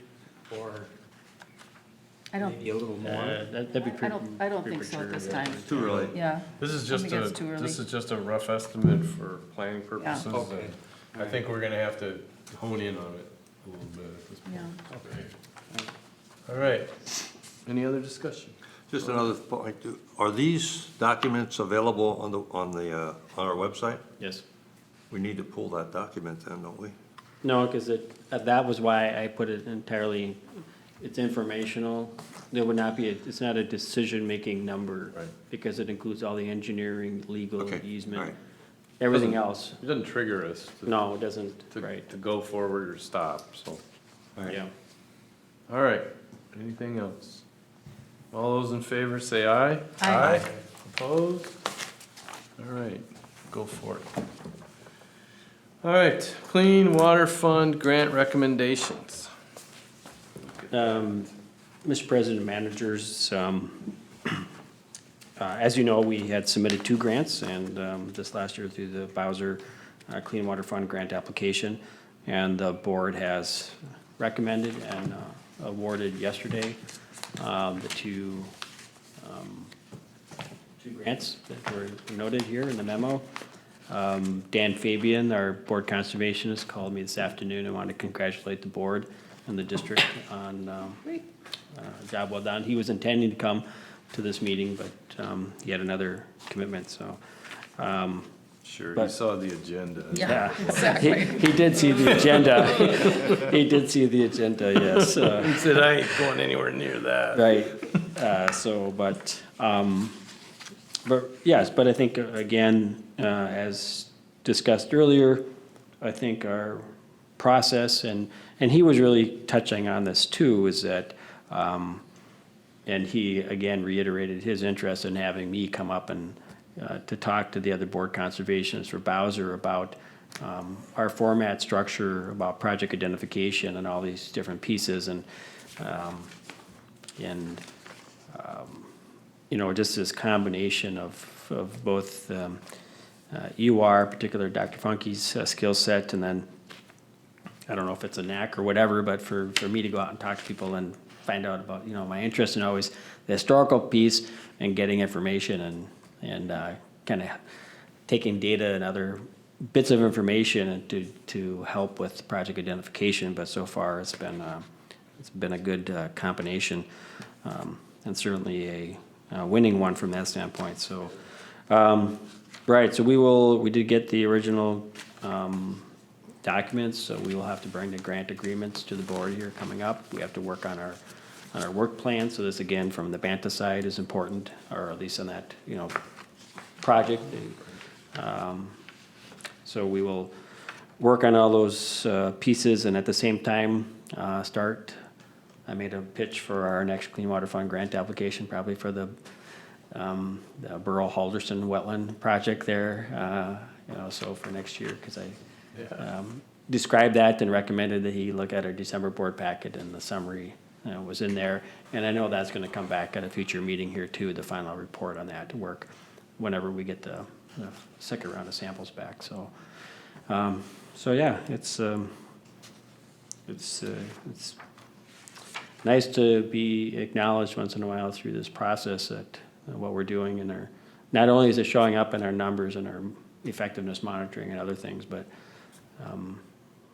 the fact that, and I know that Bowser had, or at least Dan Fabian had said that it would be nice if this could have transitioned or expanded beyond the district boundaries here through some other local efforts, but one thing at a time.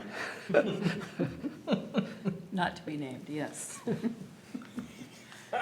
Oh, well, congratulations to us, and thank you to everybody who Yeah, great job again. worked on putting the grants together. I just have a question about, did we submit it as a Headwaters project for the Sunrise? We did not use the term sunrise. We did not. This- Okay. And then the drained wetland, is that also in JD6? Where is that? The drained wetland? No, that's C the, So 27. the Sunrise River Drain Wetland is the tax forfeit. that's the text Tax forfeit. I took that out of the Okay. title. Okay. And then the All Washington Judicial Six Headwaters was what we were calling. Okay, this, gotcha. Headwaters. All right. Yes. Those numbers were so close, I thought, whoa, wait a minute. All right, good, well, Great. wonderful. Congratulations, Mike, staff, everybody, the board, everyone, all engineers, everybody who worked on it. Good job. All right, anything else on that topic?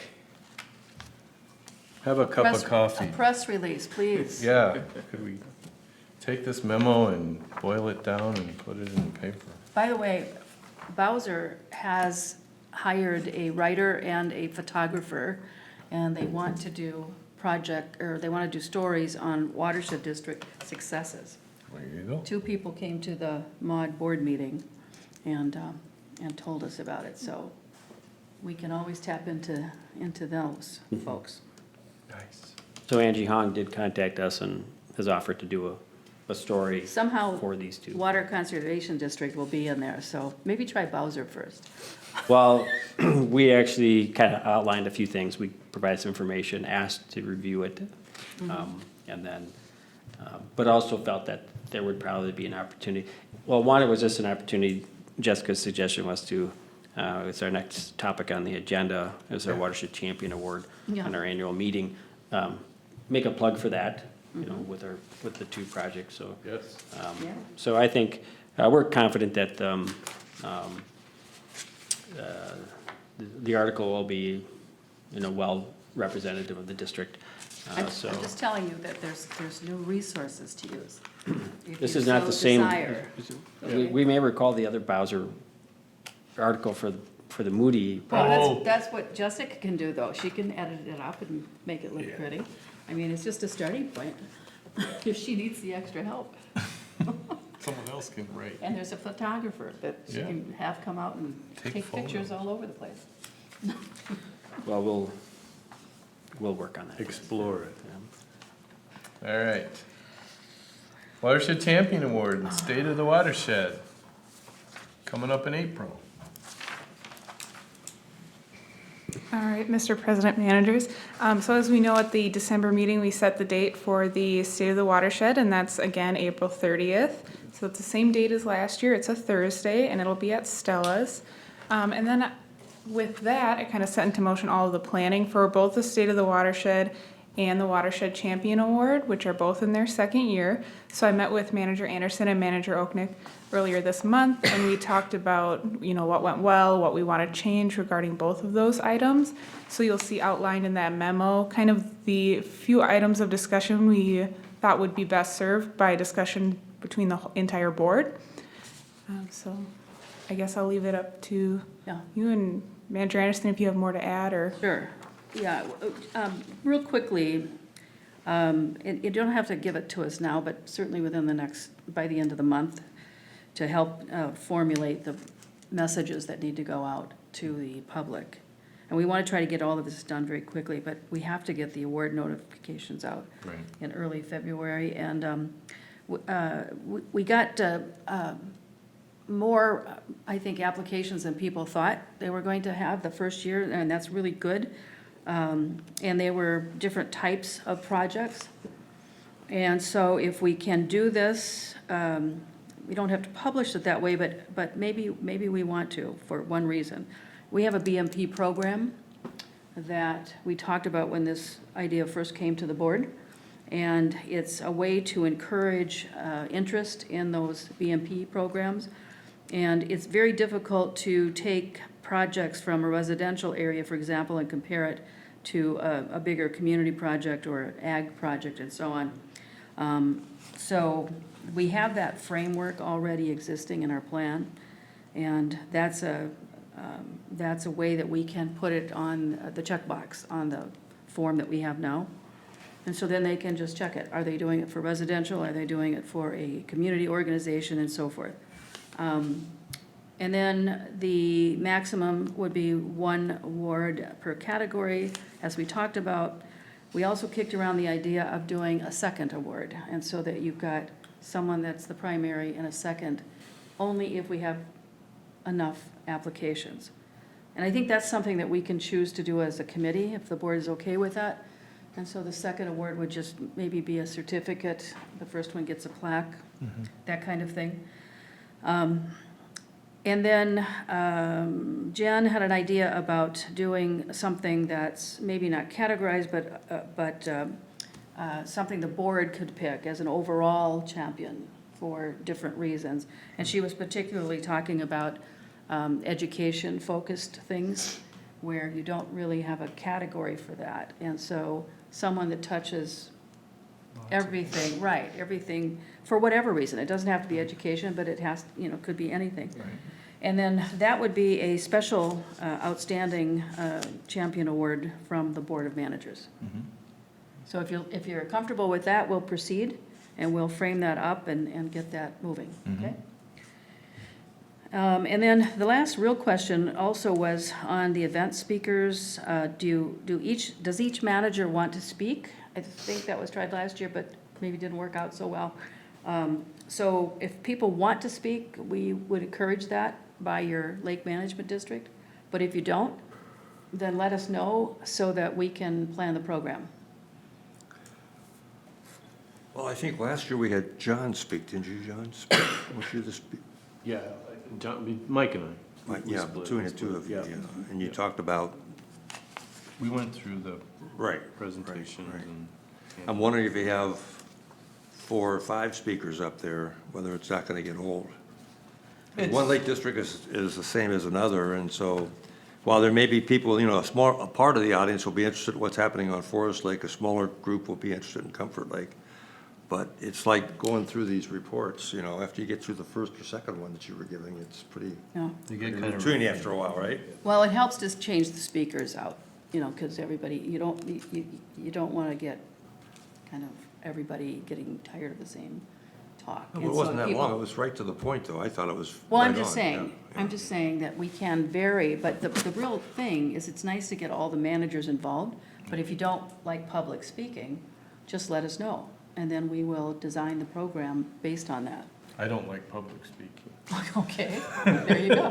but I did. Unfortunately, I won't be able to make it. I'll be in Europe during that. Oh, Sure. send pictures. Go all the way to Europe to avoid it. Do a selfie in front of some big landmark so we can put that up on We'll the put that screen. up on the projector. I'll watch for Do you wanna Holland speak? Watershed.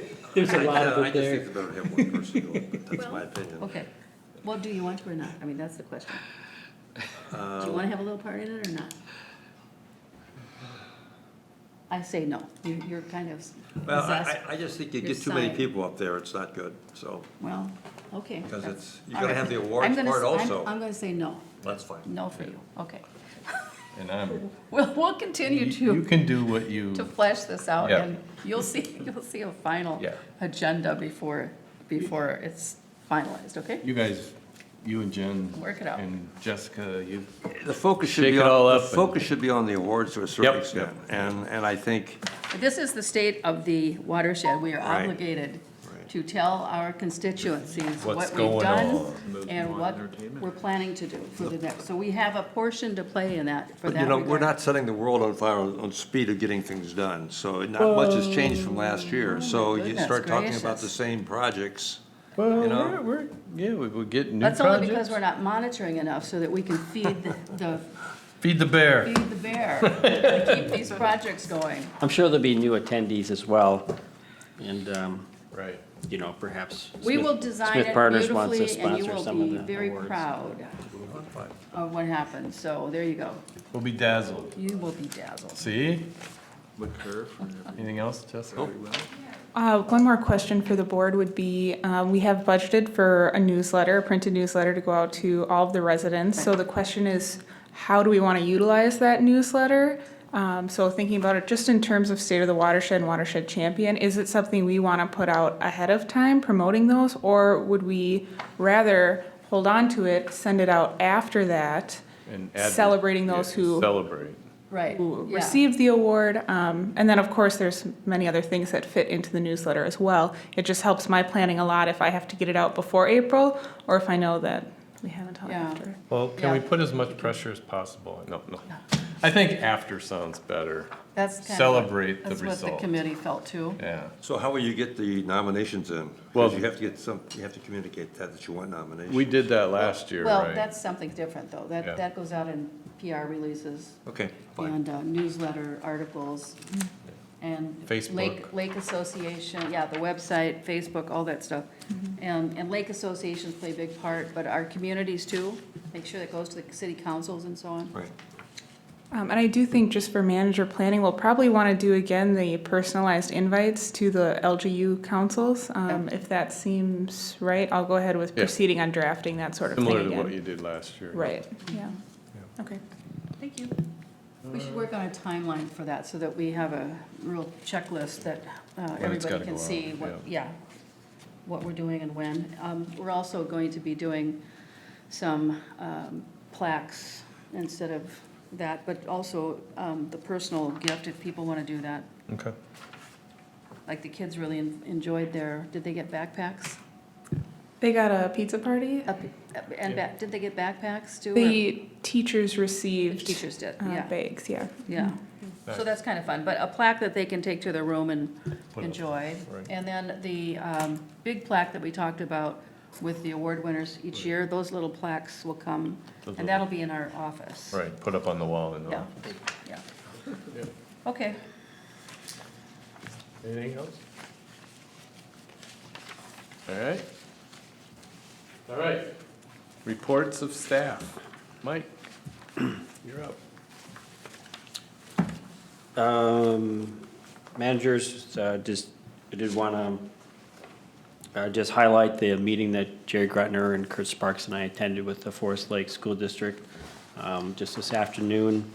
They were, they're very interested in this, advancing this environmental education framework within the community, well, through community ed and this kind of this concept of the gateway to the lakes. Environmental stewardship and water quality and, I mean, so a lot of stuff, but there was a lot of support for that they are just in the initial phase of developing some curriculum in which they can incorporate a variety of different things. So we will be meeting again. They're gonna set the date, kind of do some brainstorming. I will go back and meet with them to see, you know, how a watershed district could be engaged in that. And then Chris Sparks talked about the foundation, the community foundation, or like they did up in McGregor, the Big Sandy Water Institute, and the success that they were having with that, and the number of kids that have gone through They do 3 weeks of programming during the summer. That's really amazing, consistently for 29 years. We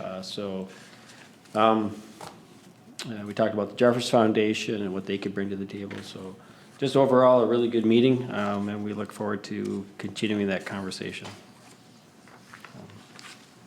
Otherwise, nothing further to report. Okay. I noticed the legislative reception and day at the Capitol is the 20th and 21st. Unfortunately, I believe I'm out of town both days, so I guess you'd probably be going, Jackie. Yeah, that's my committee, is legislative advocacy, and so we've got our legislative agenda all set, and the priorities are getting the $250,000 general fund amount either increased or negated, entirely taken out. And then the others are dealing with the drainage issues and flooding mitigation issues that everyone's concerned about throughout the state. And so getting those dollars to be funded in a more SWCD way, where we've got capacity money set aside that people can rely on. And the whole focus this year is going to be promoting the watershed districts as the water experts in the state, and so we're thinking forward, of course, on these issues. And I'm working on a book that is featuring all of the watersheds around the state and giving, much like this document that we saw from EOR, where the bullet points are given by the lakes, and it'll be arranged by region, and very picture heavy, but factual as well, so that legislators can see all of the good works that are happening around the state, and how the clean water money has been used in districts. Nice. So that'll be nice. Yeah, Mike. Mr. President, managers, I want to make sure that also just for the viewing TV audience and the managers that we have our 2 next listening sessions for the district in terms of our 10-year watershed management plan. First one will be this Saturday here in Forest Lake City Center from 9 till 10:30. And then the next one will be on next Thursday evening, 6:30 to 8 p.m. So we've done some additional broadcasting, letters, et cetera, to landowners out there, and so hopefully we'll have a good turnout for both of those. Unfortunately, I will not be. I realize that at the one next Thursday night, I'll be out of town.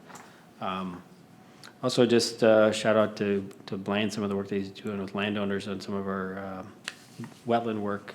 We've been able to secure some additional support from landowners, and so really pleased with how those are moving forward. So.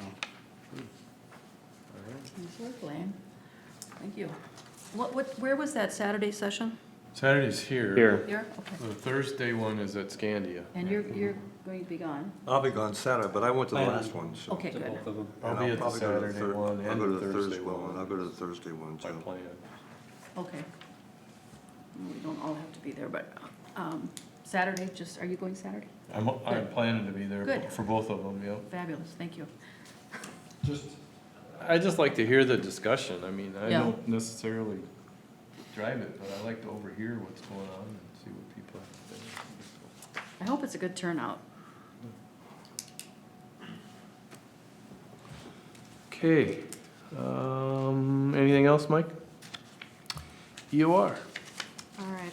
I think the only thing, since I went through everything that the district has been doing earlier, in the Moody wetland project area, the wetland sea weir, there's been construction going on. So the weir was installed, and then I actually didn't check with Kyle today, but the pond should be excavated before the end of this week if it's not already done. So that work is now complete. And then you'll notice in this engineer's report, we added 2 just project highlights that we have. We don't often talk about other work EOR is doing, so it's really just informative, different areas, projects that you might find interesting. So one's Lake Study Minnesota Zoo. The other one is some, stormwater retrofit work we did up in Edmonton. So if you have any questions about that, you can ask us, but otherwise it's just for your information. Okay, I wondered about those. Okey-doke. Smith Partners? Chuck? Nothing, Mr. Chair. All right. Report of Treasurer. This month, we had income of $625,468, and that's a lot of money. Most of that was coming from our two tax payments from Washington County and Chisago County, which totaled about $618,000 and some change. Yes. So that's good news. For December. For December, correct, yeah. So for expenses this month, we had expenses of $196,633.40. So I'm asking the board to authorize payment of that amount. So moved. Second. Motion's been made and seconded. Any other discussion? All those in favor say aye. Aye. Opposed? All right. Report of officers and managers. Jim?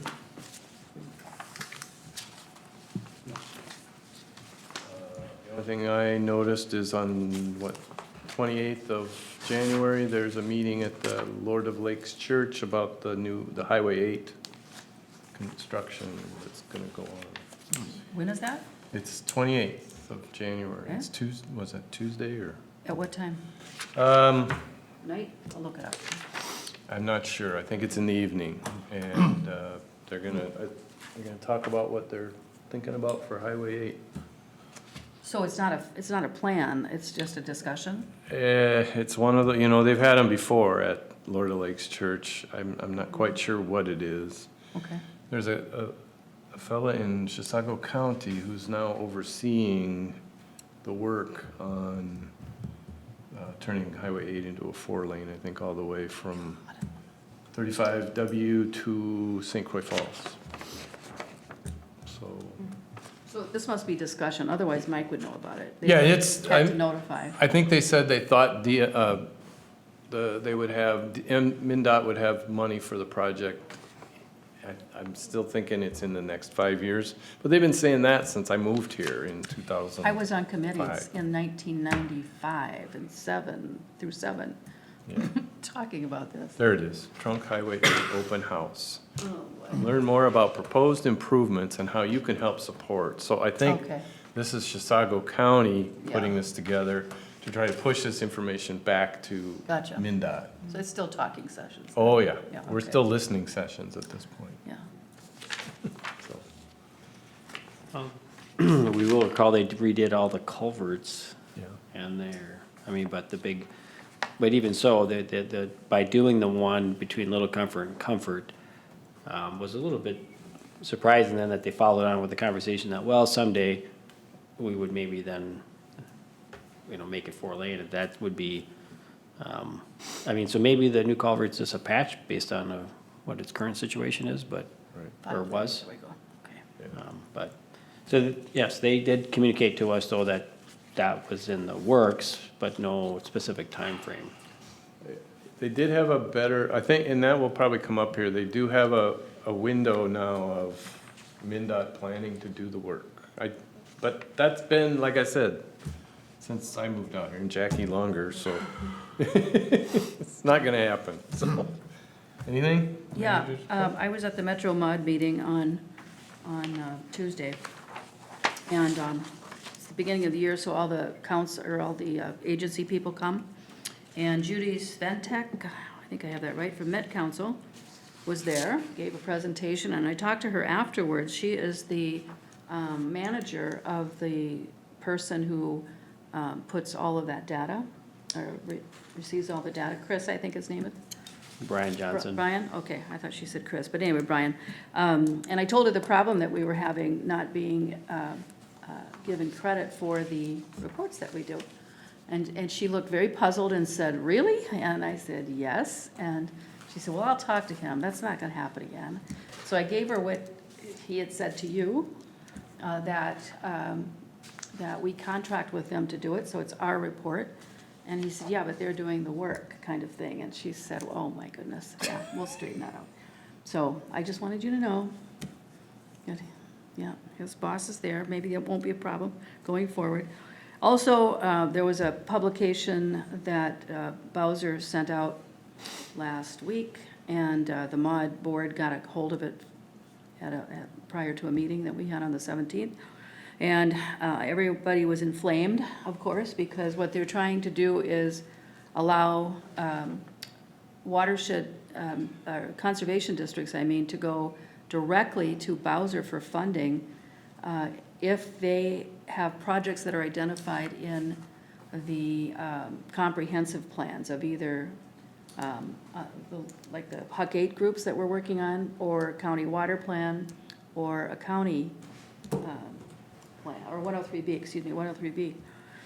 So everybody was outraged because you're destroying that whole collaborative thing that they're trying to put together. And so Kevin Bakulke was there. He's the head of this program for Bowser. And he left knowing that we weren't happy, and that language actually got changed. So he was at the Metro Mod meeting on Tuesday telling us that that language was changed. And so, you know, believe it when you see it kind of thing. Yeah. But anyway, so that, Improved, or- well, they're not going to allow them. The way it was worded is because we are participating in that Huck 8 process. If we had a project that they liked, this is how it was explained to us verbally. If they think that they could do that project quicker or better, they could pick that project and then get funding from Bowser to do it. And so that's not gonna happen anymore. But the money, you know, I asked Tuesday if that money's coming from a different pool or out of the allocation for the Huck 8, and it's out of the allocation, which makes no sense because they're trying to consolidate all of that. So we keep pushing back. Maud's fighting that one pretty hard. So I think we'll make some success. One of the other things that I forgot to mention earlier, was on the legislative side, is to get the capacity money that the SWCDs have received for the last 2 bienniums. And so that's a set amount of money that would be dispensed to all watershed districts for a 4-year period. My understanding is that that's going on again, so that they're going into their 5th and 6th years of stable funding.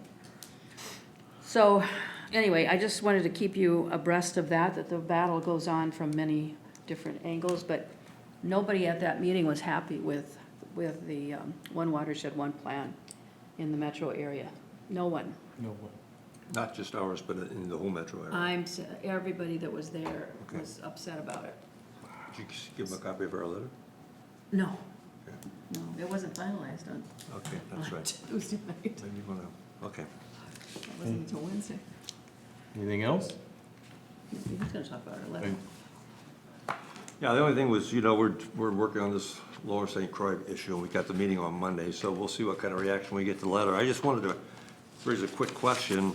I thought you did an excellent job in putting this together, and I'm wondering if the first 4 slides, you know, the sub-watersheds we have, the adaptive management process, should add numbers to those, so we know where one starts and practice it. I saw you write those on my way. And then the steps of the monitoring you have to do, and then the results, nice and clean. If we could do a front and back of the sheet and just hand it to everybody. Yeah, I wouldn't do it. I don't think it's gonna matter to them at that point, but I do think this one, oops, pull that one over. This one right here shows that process really well, but we have this on the memo from Yeah, but From her. this shows exactly how you do it. it's overkill right now. Okay. They'll just glaze over. They'll just glaze over it. Yeah. We gotta get them to the table. We gotta first. drag them closer to the Okay. trough. Yeah. They're not drinking yet. Otherwise, that's it. Okay. All right, summary and approval of board direction. I have no idea what we Yes. act about. Chuck? Mr. Chair, board members, I will relate what I have here. For both Shoreview 2 and TH97 projects, and urging to staff and AOR to That's for you. make sure that the project protagonists are extremely careful with their site BMPs. Under the subject of the AIS reports, I have three things that are all really directives to Steve, but perhaps for staff to pass on. Manager Anderson asked that, if I got it correctly, that the 5-year reports show the history of the plant diversity surveys. Oh, yes. Well, to go back in time and show it over time. Yeah. And then Manager Dibble raised the concern about the delineation sometimes occurring too early to identify where the growth occurs in a season. And also asked that a map of non-natives on Forest Lake be provided for use to avoid cutting in those areas. Then, with respect to the adaptive management progress report, Manager Schmaltz asked that the graphic include an indication what the initial phosphorus load is. And then Manager Anderson said to make sure that the diatom core reports are consulted in understanding the phosphorus sources and the lake conditions. And then Manager Anderson suggested a press release concerning the Clean Water Fund grants.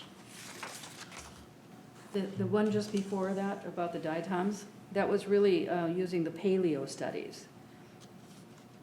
Okay, the narrative in the paleo studies to use that in the narratives of the project reports on the lakes that have happened.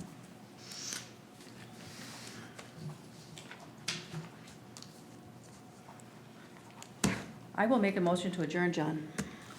I'll second. Motion's been made and seconded. Any other discussion? All those in favor say aye. Aye. 10:12, come on.